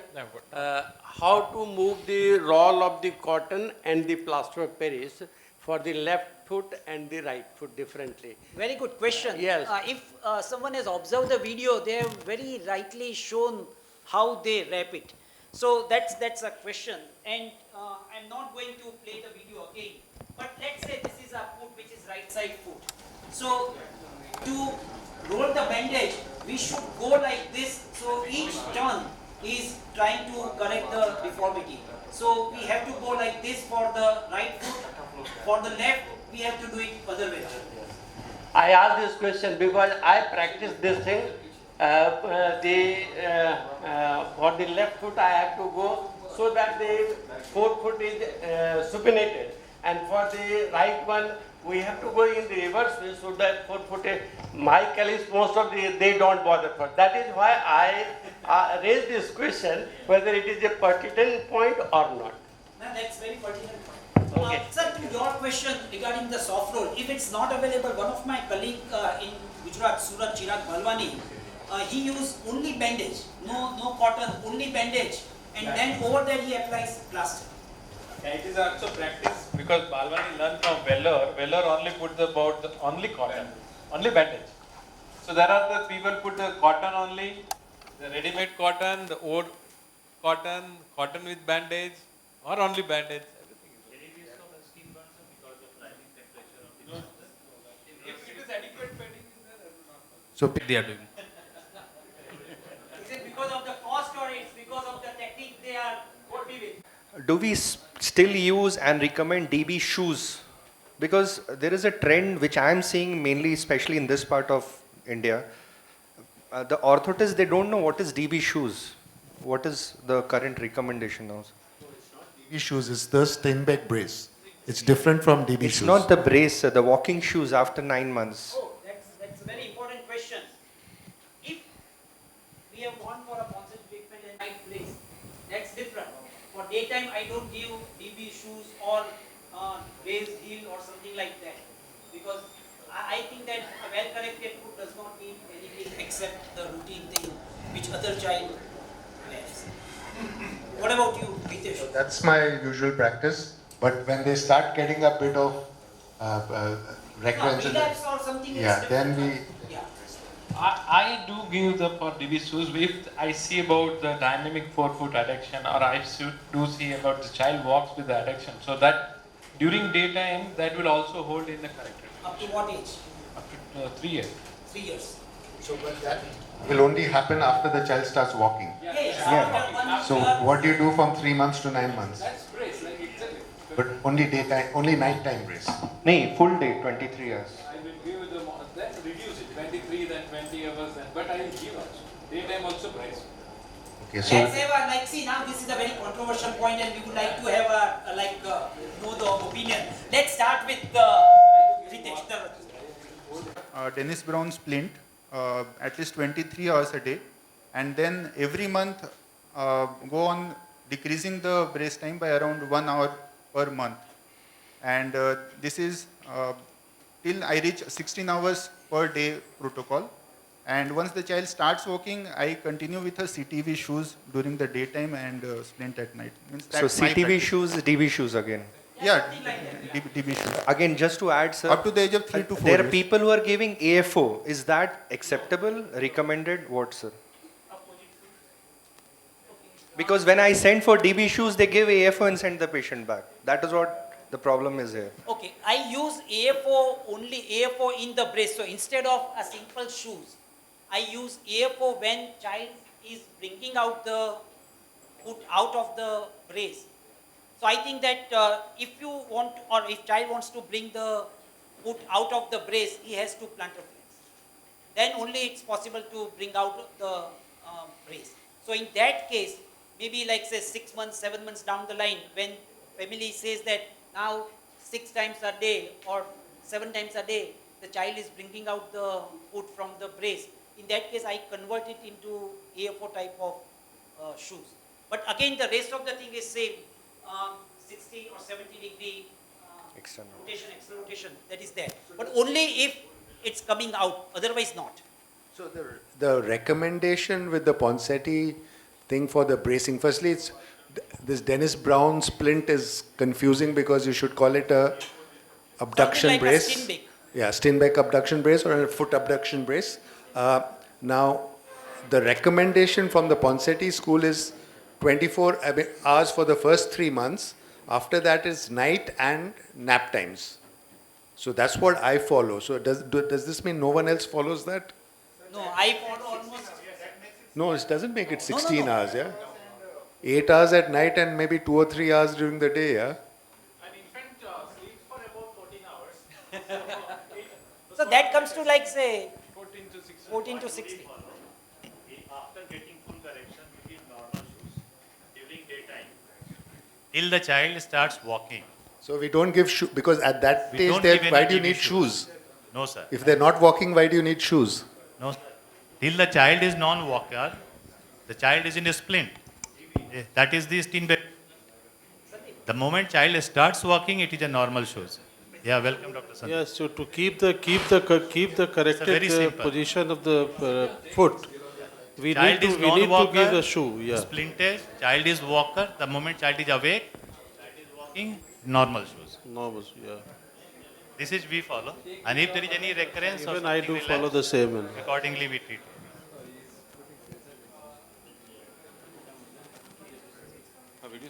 So now we come to the most important point. A lot of people, they ask about tenotomy, lot of concern, lot of questions, confusion. So first of all, we will discuss a theoretical point briefly, and then we will see the video. So the first question is, why do we need tenotomy? That's the question. Almost 95 to 98% of my patients, idiopathic variety, they need tenotomy. Why they need tenotomy? The reason is because the foot is in equinus. The structures which are responsible for this equinus are three. The main culprit is short tendo-Achilles, and second, the posterior capsule of ankle and subtalar joint. All three are shown in this picture.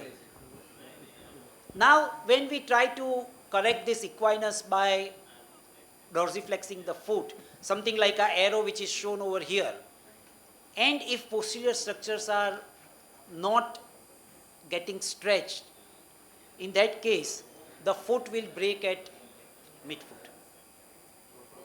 Now, you will say, I have not seen that. Let me show you my own mistake. In my earlier practice, to one family, I suggested that now we need to go for tenotomy. And they were a bit worried about tenotomy means it's a surgery, and they said that, no, we don't want any surgery. I was also new to Ponseti technique, so I said that fine, we will go without tenotomy. And after the treatment was over, the foot of that child looks like this. Something like it made me worried because the shape was not normal. So I decided to go for X-rays. To clarify, I don't take X-rays routinely. In this patient, I was worried about the rocker bottom foot, so I got the X-ray done. And it showed that, yes, there is a rocker bottom foot. So this is iatrogenic deformity which I have created, because the posterior structures were tight and they did not get stretched with the dorsiflexion push, and the false correction took place at midfoot. So if we do a tenotomy and take out the major culprit, the remaining two tissues, that's a posterior capsule of the subtalar joint and the ankle, will get stretched in most of the idiopathic cases by plaster technique, and we get the correction. So that is why we do a tenotomy.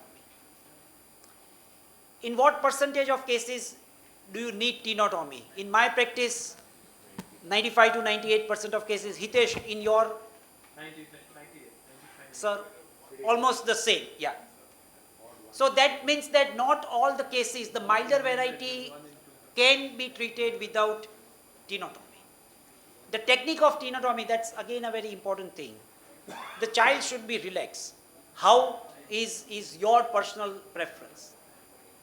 We can do it with knife, or we can do it with needle. The needle, 20 gauge needle tip is also sharp and can work as a knife.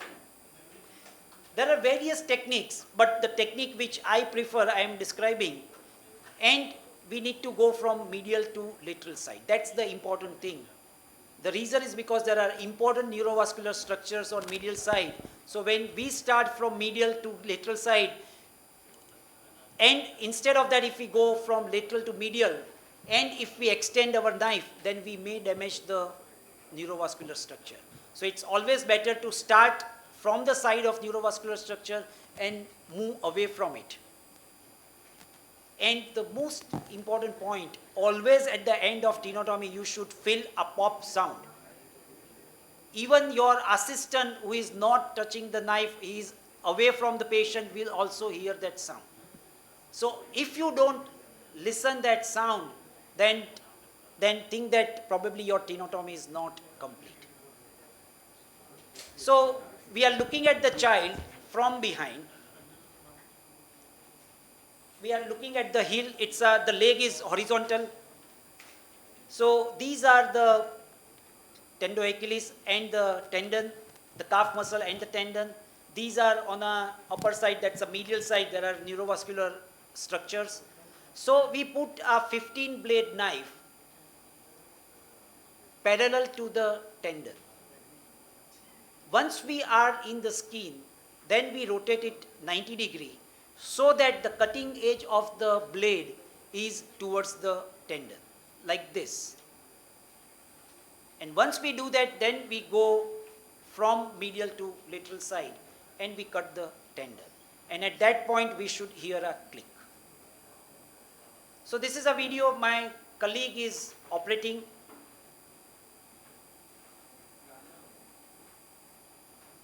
So look at the blade is parallel to the tendon. Then he rotated it 90 degree and then he go from medial to lateral side. And at that point you should be getting that pop sound. And once we do it, we will fill the gap and we are able to get dorsiflexion. Usually 10 to 15 degree dorsiflexion should increase after tenotomy. Coming to the question, like many chubby child, we are not able to fill tendoachilles. So in that case, it is better to make a small incision, pass a artery forceps, and get the complete tendon out or like in vision, and then cut it. Rather than going on blindly, this is a simple technique. We may need a one stitch after this procedure. Yeah. Any question? Yeah, so through and through incision or the entire cut through. Some people prefer 4-5 stab incisions and one on the lateral side, one medially, again lateral medially, and then they tend to dorsiflex. And in that case, you won't get a pop and rather it's a crackle sort of a sound. Your opinion regarding this technique? Fine, for a, like I said, this works really well. I have not done it, so I am not the right person to opine on that. But yes, in the past when we used to carry out Z lengthening, instead of Z lengthening, a lot of my colleagues, they used to do 3 incision blindly and then they used to stretch it for the various cerebral palsy or something like that. But personally, Yeah. I have not done it for clubfoot. So we do that fractional lengthening in the CP cases where you don't want to overcorrect. Okay, the idea is that you are not dorsiflexing the foot, you're just getting it to neutral and you want the tendon to be in contact with the thing. And you need 3 cuts because the TA is rotated. Otherwise, you should just 2 should have been enough. But because there's a rotation of the fibers of the TA, you need to do it at 3 places to get a complete cut of the TA at one point or the other. And then you can do that. But for clubfoot, you want to do a complete tenotomy. That's the idea. And as I showed you in that thing, the TA heals completely. Okay, there may be some fibrous tissue in it, but it is solid at the end of it. It doesn't matter. Even if you do a complete tenotomy, you separate it by 1 centimeter, eventually it's going to heal up completely. Okay. So if you are talking about that Hoke or White, I don't think that is recommended for CP, sir. For? That is recommended for an isolated equinus in an older Fractional, child. no, so now we've stopped. Now we do it CP, fractional. So, but at one time you do that if it was a equinus which was not corrected by flexing the knee. So you had to do a TA. Okay, Yes, you for- could not do a release at the gastroc, this thing. Yes, sir. Otherwise, Not for more often we do a gastroc release rather than a TA release. Yeah. So what he is asking probably is for an older child.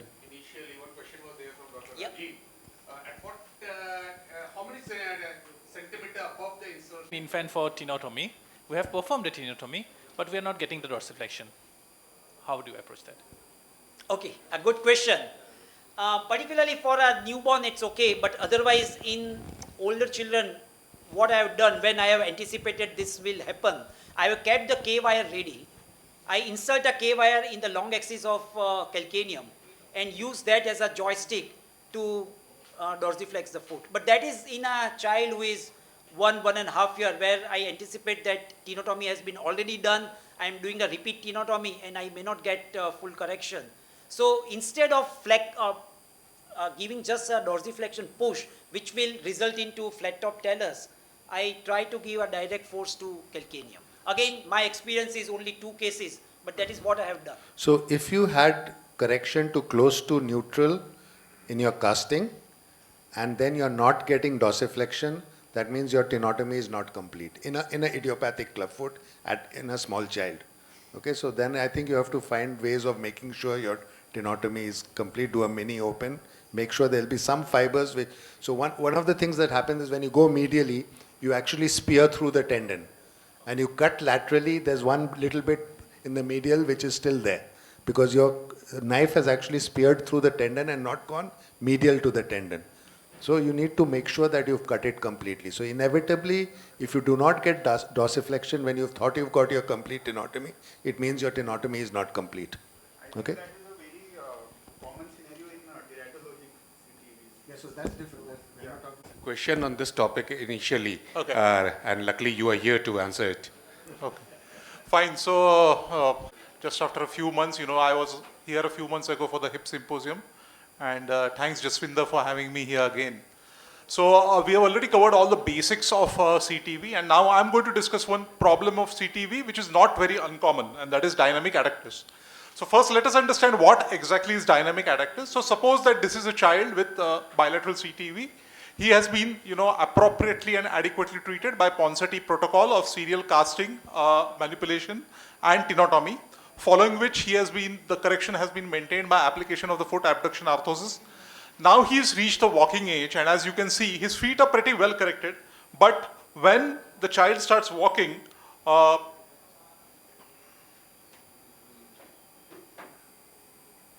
okay, look at the left foot. What is happening to the left foot?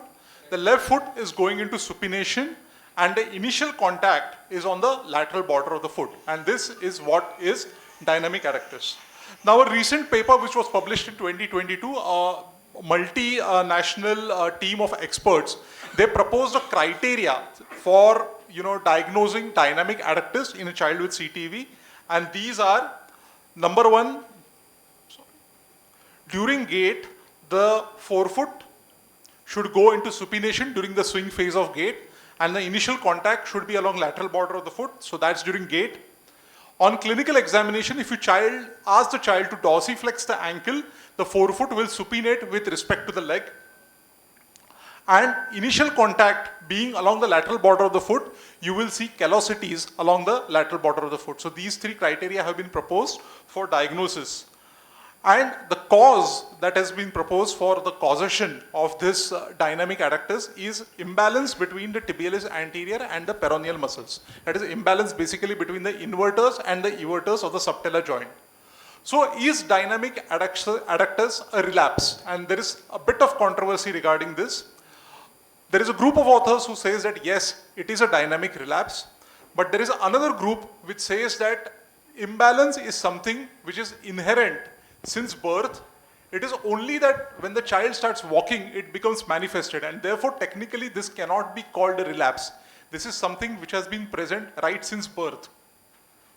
However, one thing is clear, that if dynamic adductors is not addressed, then it can lead to a fixed deformity and a fixed relapse. And the incidence is variable, depending upon how you define dynamic adductors. The incidence in various reports has been between 11 to 50%. Though now that there is a standardized definition, probably we will get a more clearer idea in future studies as to what is the real incidence of dynamic adductors. Now, you have to be very careful before treating dynamic adductors to separate the dynamic deformity from the fixed deformity, because the fixed deformity has to be addressed before you treat the muscle imbalance. Therefore, if there is a fixed deformity, then you have to treat it either by serial casting, which is definitely the first line of management for a fixed deformity, even in an older child who is relapsed, or by appropriate surgery, which can be, depending upon the situation, soft tissue releases for equinus, or cavus or varus. And in older child where there are fixed bony deformities, you may have to resort to bony osteotomies. So that's about the fixed deformity. Now let's come to the treatment of dynamic adductors. Now since the cause of dynamic adductors is muscle imbalance, the treatment obviously is that we have to rebalance and we have to restore the muscle balance. And the surgery, the go-to surgery for that is well established in literature. It is the tibialis anterior tendon transfer. The surgery of tendon transfer that is done here is the entire tendon is transferred from the base of the first metatarsal to the lateral cuneiform. Okay? Contrast this with CP where you do a split transfer and the split part of the tendon you transfer it to the cuboid. Here you don't transfer to the cuboid. Here the entire tendon is transferred to the lateral cuneiform. And the timing should be after the age of 2.5 years. Why? Because it is after that age that the lateral cuneiform ossifies. So if you do before that, then you are going to insert your tendon into cartilaginous bone, and that insertion may not be strong enough, it may give way. So coming to the surgery per se of tibialis and anterior tendon transfer, this is not a new surgery. This has been described way back in 1940 by Garcio, who described it by using the 3-incision technique. And what he did was he transferred the tendon to the base of the 5th metatarsal. Garcio himself then modified it in 1967 and transferred it to the lateral cuneiform. And Ponseti and Smalley in 1963 described the 2-incision technique, where again he transferred it to the lateral cuneiform. So there has been some evolution of technique. Now which is better, 2-incision or 3-incision? Now there have been cadaveric studies on that, and what they have actually shown is that the 3-incision technique in fact gives a more direct pull onto the lateral cuneiform, and the eversion force is more with the 3-incision technique. And therefore these authors, on the basis of these findings, they recommended that in stiffer foot, you use the 3-incision technique. But practically speaking, I have been using, personally my personal experience has been, I have been using the 2-incision technique, have not faced any problems with it. But I know 2 colleagues of mine, pediatric orthopedic surgeons, who have been using the 3-incision technique. Now I think we have a technical video later, but I will just quickly run through the technical steps. So this is by the 2-incision technique, 1 medial incision, 1 lateral incision. The medial incision is for exposing the insertion of the tibialis anterior on the base of the first metatarsal. So here you have to open the sheath, but you have to take care that the extensor retinaculum has to be preserved. So this is very important step. You don't want to cut the extensor retinaculum, because if you cut that, then you will get a bowstringing of the tendon. The tendon is then released and the stitch is taken. This is a 1 number Vicryl stitch. Then through the lateral incision, you have to identify your lateral cuneiform. Here I have shown the Siam picture, but generally if you have done a few of these, then the Siam pic is not needed. The lateral cuneiform is in line with the 3rd metatarsal. Make a hole in the 3rd metatarsal, then get the tendon from the lateral incision, from the medial incision into the lateral incision through the subcutaneous tunnel, and then tie it at the sole over a button. Okay, so it's a straightforward technique. There is another study by Herzenberg which shows that the structure at risk on the sole while making the drill holes are the medial and lateral plantar nerves. But if you direct your exit point on the sole maximally towards the center, the chances of damage to the medial and lateral plantar nerves is minimal. Post-operative above knee cast for 6 weeks. After 6 weeks, cast button removal followed by mobilization physiotherapy. Bracing, it is not strictly recommended over here. It is not done in most of the studies. I take a call depending upon the individual case. If the child is a bit stiff, then I may recommending nighttime bracing for a few months. The results are generally good. This is a almost a 45-year follow-up study from the Iowa Institute, and they have shown that the tibialis anterior tendon transfer is very effective in preventing additional relapse of deformity without affecting long-term foot function of patients with idiopathic clubfoot. So to conclude, dynamic adductors is a dynamic deformity due to muscle imbalance. It must be differentiated from fixed deformity, which should be treated first, and treatment is restoration of muscle balance by tibialis anterior tendon transfer. Thank you.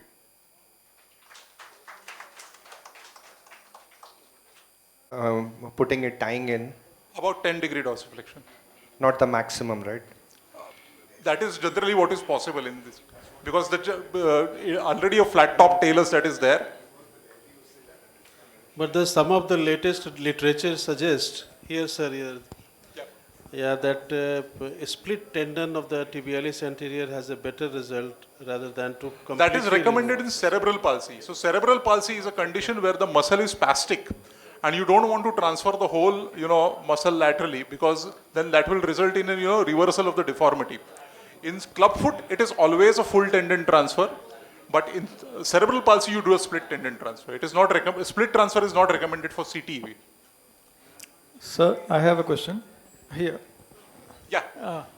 How often do you feel any skin necrosis at that place where you tie, and any tips to manage? Use a very thick CAMG pad on the sole before using the button. If you do that, generally skin necrosis chances are not very high. Another thing is, in the initial part of my practice, I used to use Ethibond a lot, 2-number Ethibond, but that does give skin reaction in lot number of cases. Now I start using the Vicryl.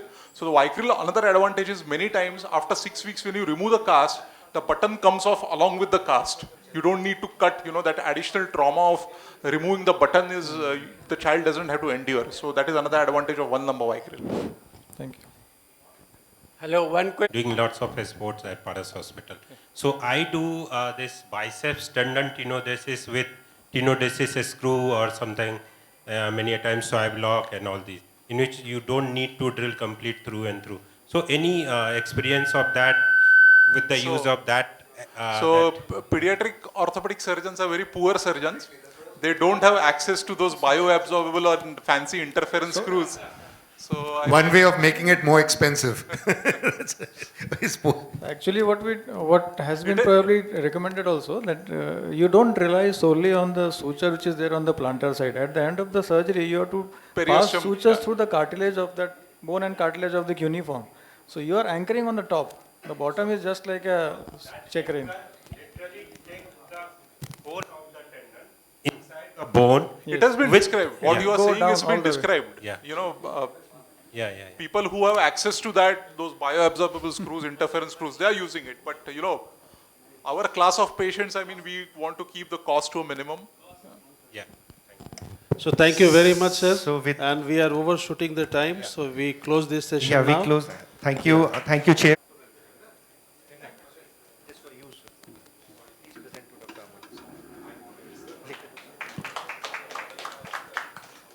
Next, Ivanand, sir.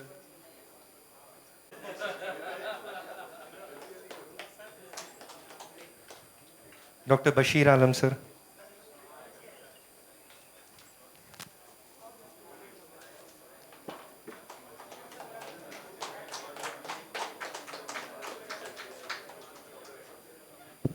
Dr.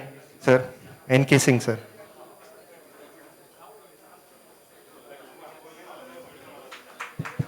And Dr. Ramit Gunjan, sir, please.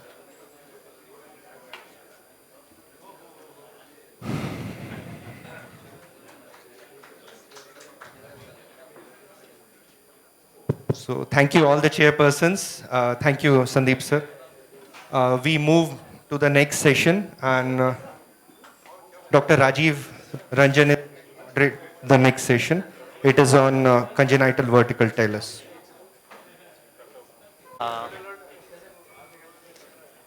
Good afternoon, everyone. Our next session is on CVT, congenital vertical talus. I would like to invite our respected chairpersons, Dr. Bharat C, sir. He is not here. Dr. N.K. Singh, sir. Dr. Madhusudan. Who gave? Dr. Madhusudan, sir. Dr. Madhusudan, sir. And Dr. V.K. Thakur, sir. Vinod Thakur, sir. Dr. Bhuvan, sir, please come and chair the session, sir. Thank you, sir. And Dr. Ikram.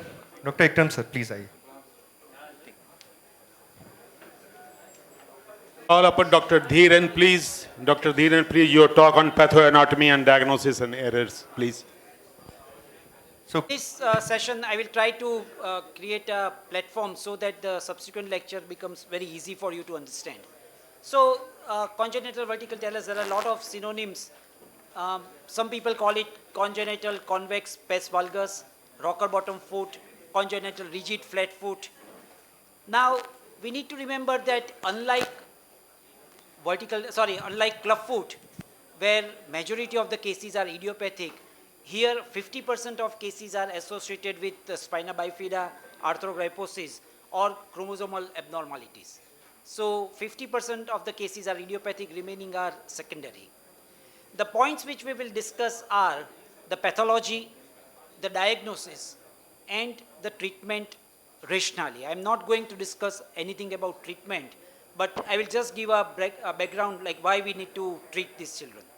So pathology, I am going to show you few pictures, and I want you to tell me what abnormalities you see in those pictures. What do you see in this child? What is abnormality? Yes, it's a vertical talus.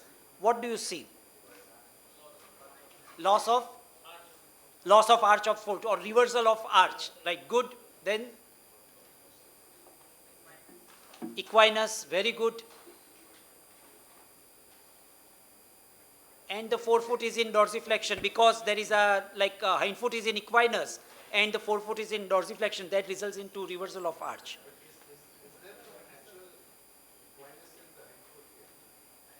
Yes, that's one of the deformity. Yeah, we will discuss that. Yeah. What do we see over here?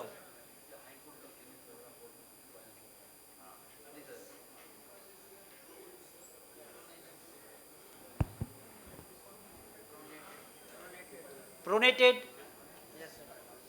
everted, abducted and valgus. Abducted and everted. Very Yes, good. everted. And over here,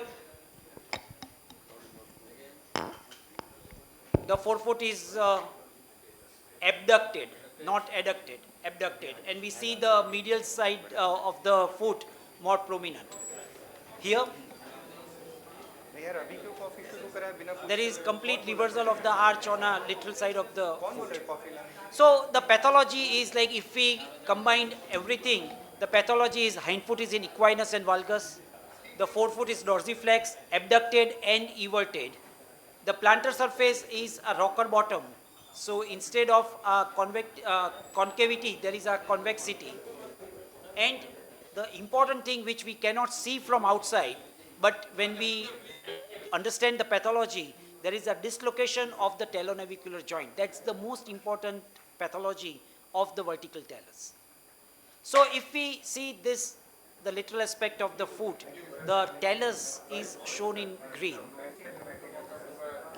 If we draw a long axis of talus, usually it is in line with the first metacarpal. But in vertical talus, if we draw the talus itself is vertical, it's in plantar flexion, and the long axis of talus is not in line with metatarsal, but it forms an angle. And that is because of the dislocation at talonavicular joint. If we look from the top, again the talus is in green.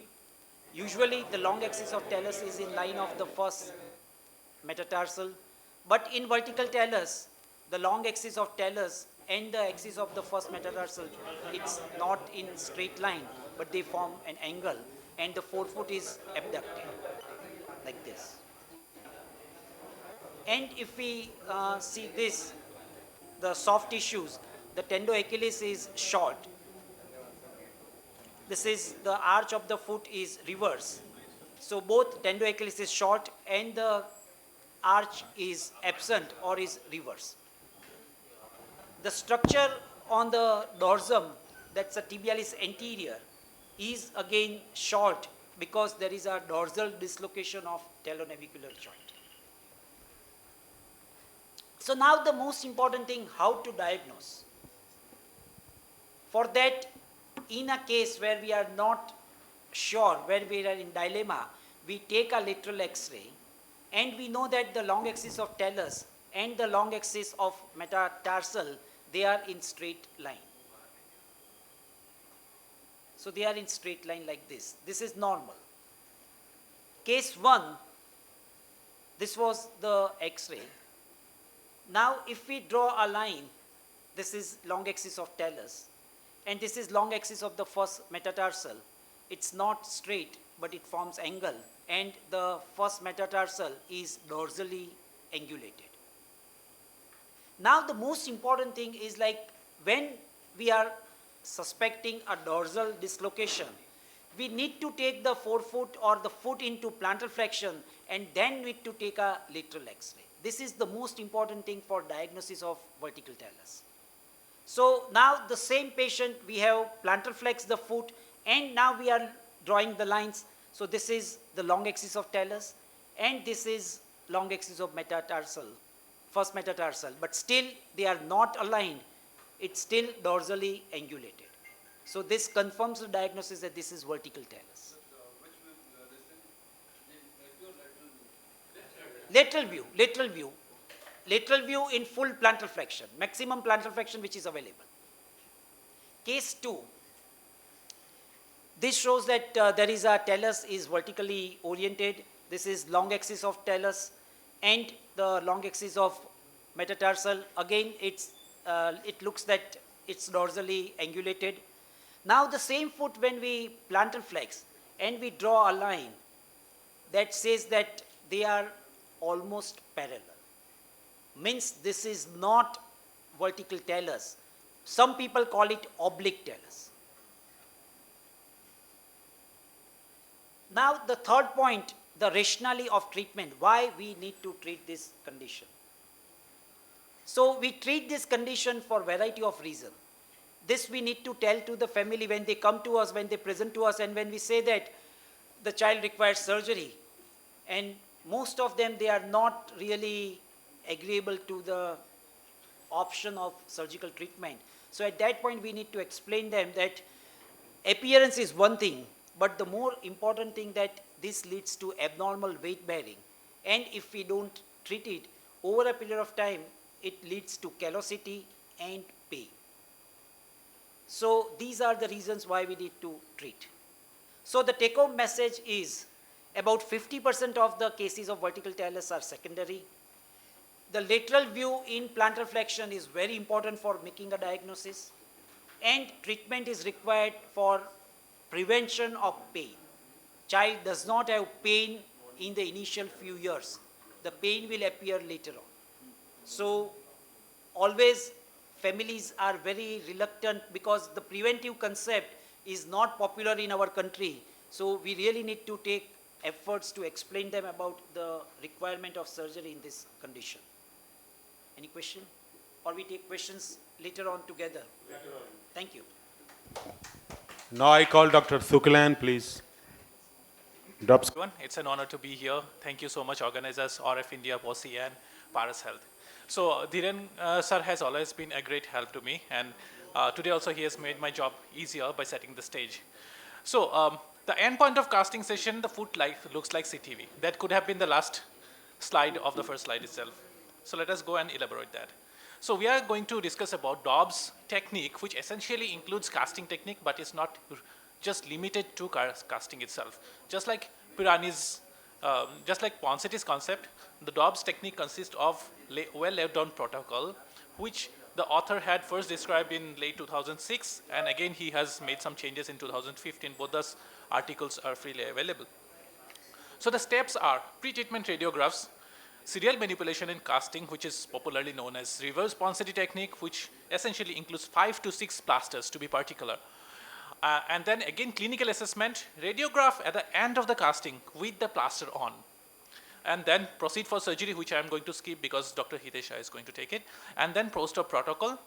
And now pre-treatment radiograph have already been taken care of by Dhiren sir. And there are only 3 radiographs that we take. Epi view to measure the talocalcaneal angle.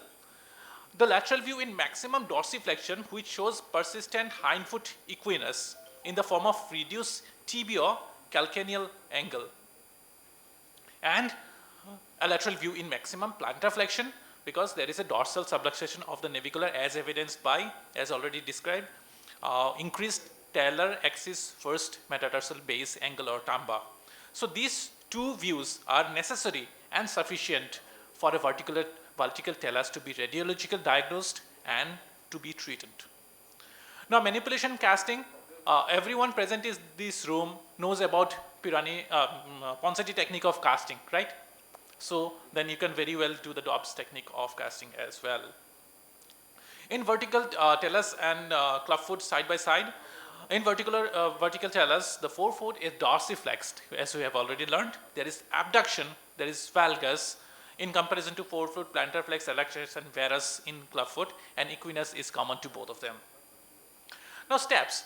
If you remember, during the Ponseti casting, we used to stand on the lateral side of the child so that the manipulation and correction becomes easier. We stand on the opposite side because now we have to manipulate it on the medial side.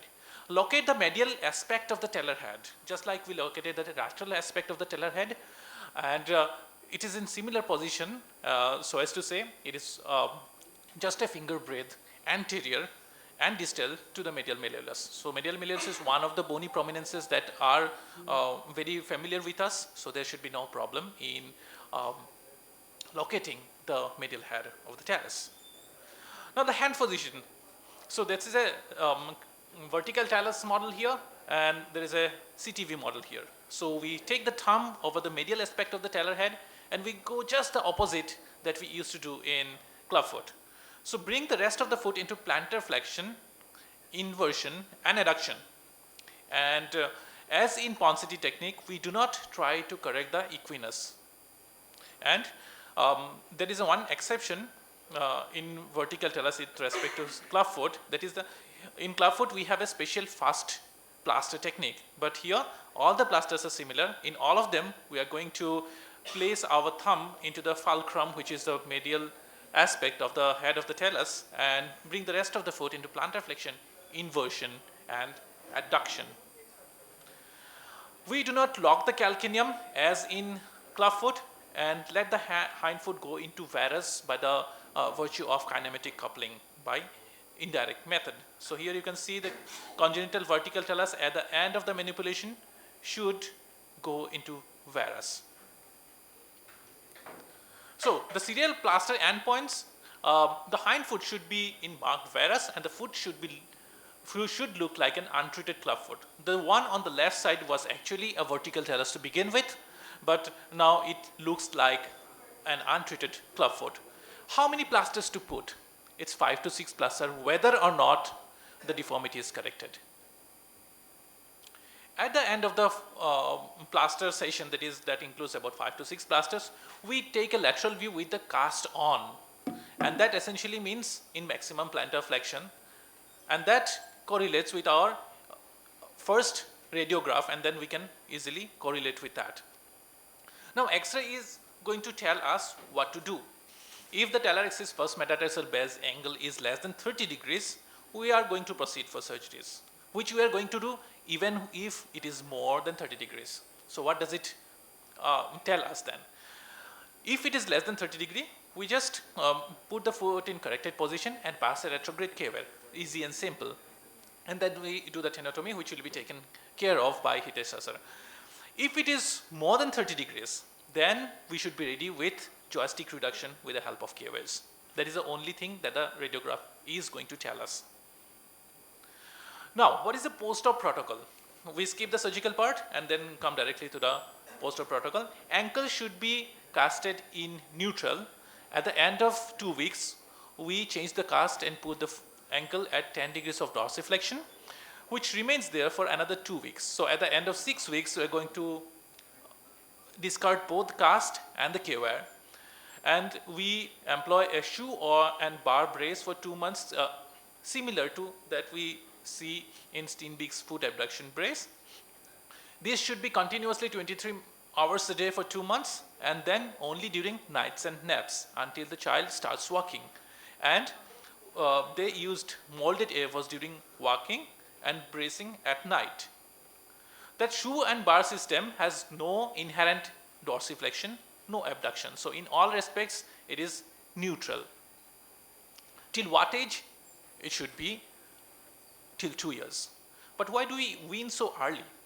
As Dobbs said, the relapse rates, interestingly, in vertical talus are much lesser than clubfoot itself. And all the relapses could be traced back to our inability to correct a good reduction at the time of index procedure.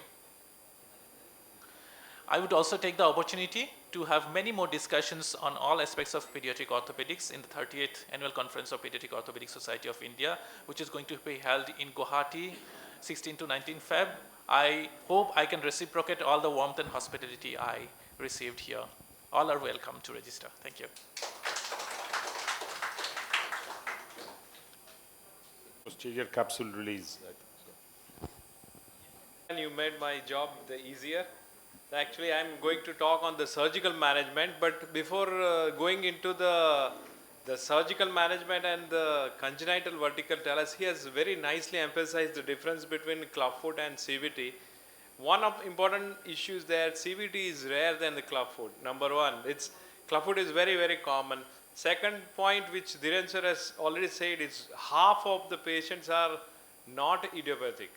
Again, while clubfoot, we are fortunate to have the idiopathic clubfoot is common. Third, the Ponseti techniques works very well in case of the clubfoot, while the reverse Ponseti doesn't work very well, because if you see the Dobbs result, it's very good in the Dobbs hand. But if you see other than Dobbs, not only in the India, not only in South Africa, so not in Europe, not a single center from the USA also reciprocate the same technique, the same result with the Dobbs. So the amount of the surgical reduction or surgical intervention is required in CVT is more than the clubfoot, definitely much more than the clubfoot. Third, the Dobbs he has very intelligently mentioned 2005 publication and 2015 publication, but major difference between the Dobbs two publication, he mentioned very importantly the percutaneous technique in a closed manner, but later he came into that, whenever he came with the closed manner, the recurrence is higher, and he said in the last recurrence is very, very less, but that means he has to open the talonavicular joint. So what actually happened in case of the vertical talus, in one sentence you have to say that there is a dorsolateral dislocation of the talonavicular joint, and whenever there is a talonavicular joint dislocation, because the talus doesn't have any muscle, any tendon unit, it is very, very difficult to reduce the dislocated joint. If child presents very early, yes, it is very good. There are number of the reason. Number one is 50% of them are non-idiopathic, so maybe having neuromuscular. Second, it's a mechanical issue. So it is different. It's not easy to reduce it by the putting in whether it's a fulcrum in a vertical talus and the clubfoot is different. He mentioned very well. And the third difference is there, we do see the child with the older age, where it is very, very difficult, because by the time we'll see the child, deformity will be very, very rigid. Those cases will require about the surgical intervention. Yeah, I will cover some part of the types of surgical intervention outcomes. So Dhiren Bhai has already mentioned, I am not going in detail. He also mentioned the appearance, weight bearing, and it's very important that if they don't present in India, we'll do see the callosity is very badly callosity, and we expect to have a plantigrade foot, and it is supple and functional like a normal foot is very, very, very difficult to get. And we do still see the patient is present in the adult, and they came with the pain, and it is also very, very difficult because that's stiffness and the pain in the non-treated is very simple to treat in a very young child rather than going into adolescent or adult. The aim of the treatment in vertical talus, whatever it is there to restore the normal relationship between mid-tarsal joint, that is calcaneocuboid and talonavicular. Calcaneocuboid also goes along with the talonavicular, and second joint is a subtalar, that is a talocalcaneal joint. To get about the supple foot, and that's mobile foot, it looks plantigrade, and then the third is to maintain that. We need to get it maintained till the child will become the adult. There are the options. The Sukalan has clear very nicely about serial manipulation. That is absolutely correct. In an older patient require the soft tissue release, which I am going to say that there are ways for the tendon transfer. People like to do about tibialis anterior transfer to the talus to prevent the recurrence in a neuromuscular cases.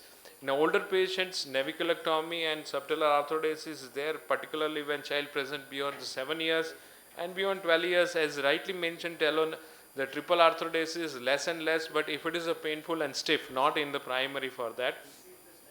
What is required, in reality, the less than 1 years, it will be amenable for the serial manipulation and minimal invasive for the talonavicular reduction.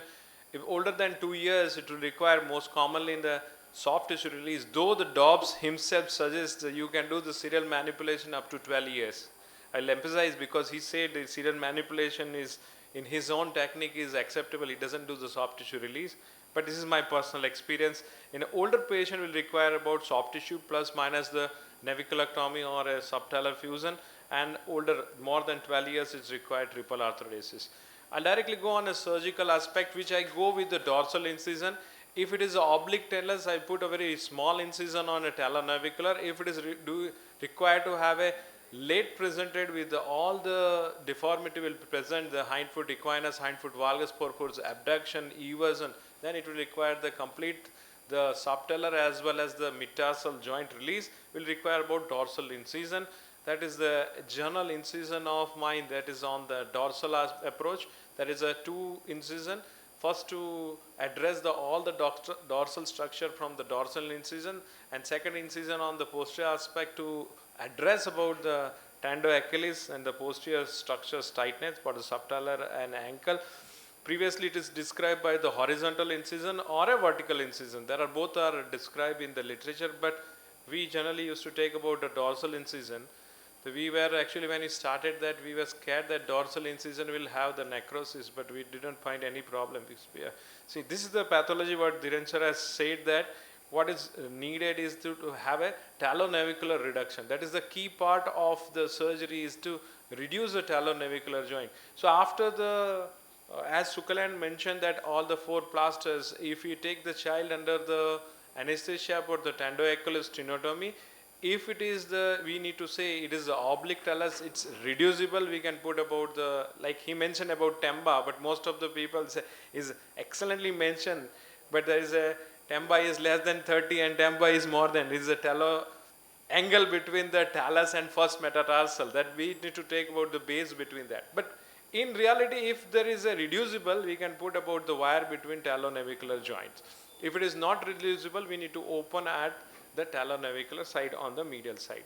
So what is required, you need to do for the soft tissue dissector, either the McDonald or the dura elevator, between that, get into the plantar surface, put the wires into retrograde, take out on a back side and do about the joystick, get it in align and pass the wire. That's actually the basic surgical principle. So we'll go on a different step. That is a dorsal incision. We dissect on the medial aspects and the lateral aspect. This is the lateral aspect. We do about the peroneus longus and brevis. Do about the lengthening of peroneus longus and brevis. And particularly I prefer the go on the calcaneocuboid opening, because the talonavicular joint is at same line. So it will be easy, rather than, because the talus is tilted in so vertical or navicular sitting on dorsal. Sometimes it is not very easy to go in between, but if you go between a calcaneocuboid, you know that is a level of the talonavicular joint also, so it will make us the job also very, very easy. Then go on the medial side, do about the tibialis anterior lengthening and tag about the tibialis anterior. Release all the dorsal structure, EHL, EDL and peroneus tarsal, keeping in mind the neurovascular is intact. And as I said, go from the lateral aspect and medial aspect. See, the head of talus is present on medial. You can go with the knife and get cut about the capsule, talonavicular capsule, and we can see the head of talus is visible. You can able to lift the head of talus from the McDonald. This is the before reduction, this is the after reduction. Pass the wire from the anterior to posterior, and the wire can be brought out from the posterior aspects.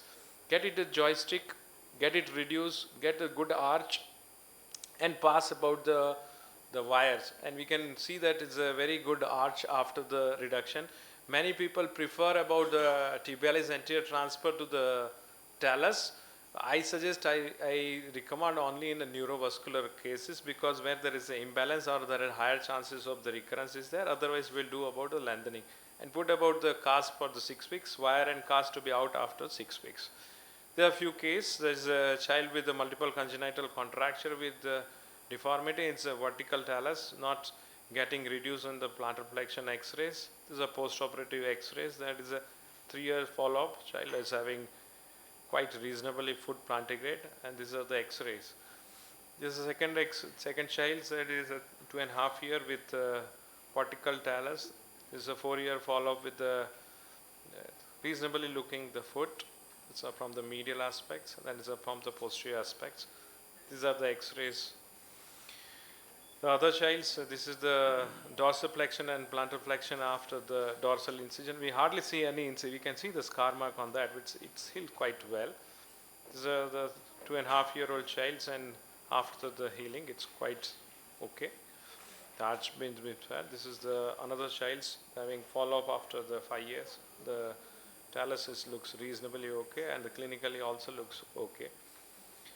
Few more cases. There is multiple congenital contracture with that we can see about the drift of the toes, which is not getting corrected with the vertical talus. It is persisted actually. Few radiographs angle, that is a talonavicular joint has been open widely like in clubfoot. This is quite reasonable. And similarly for the other angle between the in lateral view the talocalcanean angle. We can have the complication, as I said, surgery will be associated with complication. We may get about the blood supply of the talus will get affected. That may be having avian or flat top talus, may be having persistent subluxation or sometimes irregularity like that. We can't see only the good result. We do have the irregularity in the navicular. Similarly, the flat top talus in such guide. Some challenges in the older patients where we need to do about the soft tissue release with the other procedures, because only the soft tissue release cannot address everything. A patient may develop a bony deformity which we need to address. Like this child is having the severe callosity with severe abduction. The child was treated with the soft tissue release, and still it will be the persisted, and we have to address about the subtalar fusion now. So in conclude, the soft tissue release during dorsal approach gives good result, reasonable result, and idiopathic patient will have a better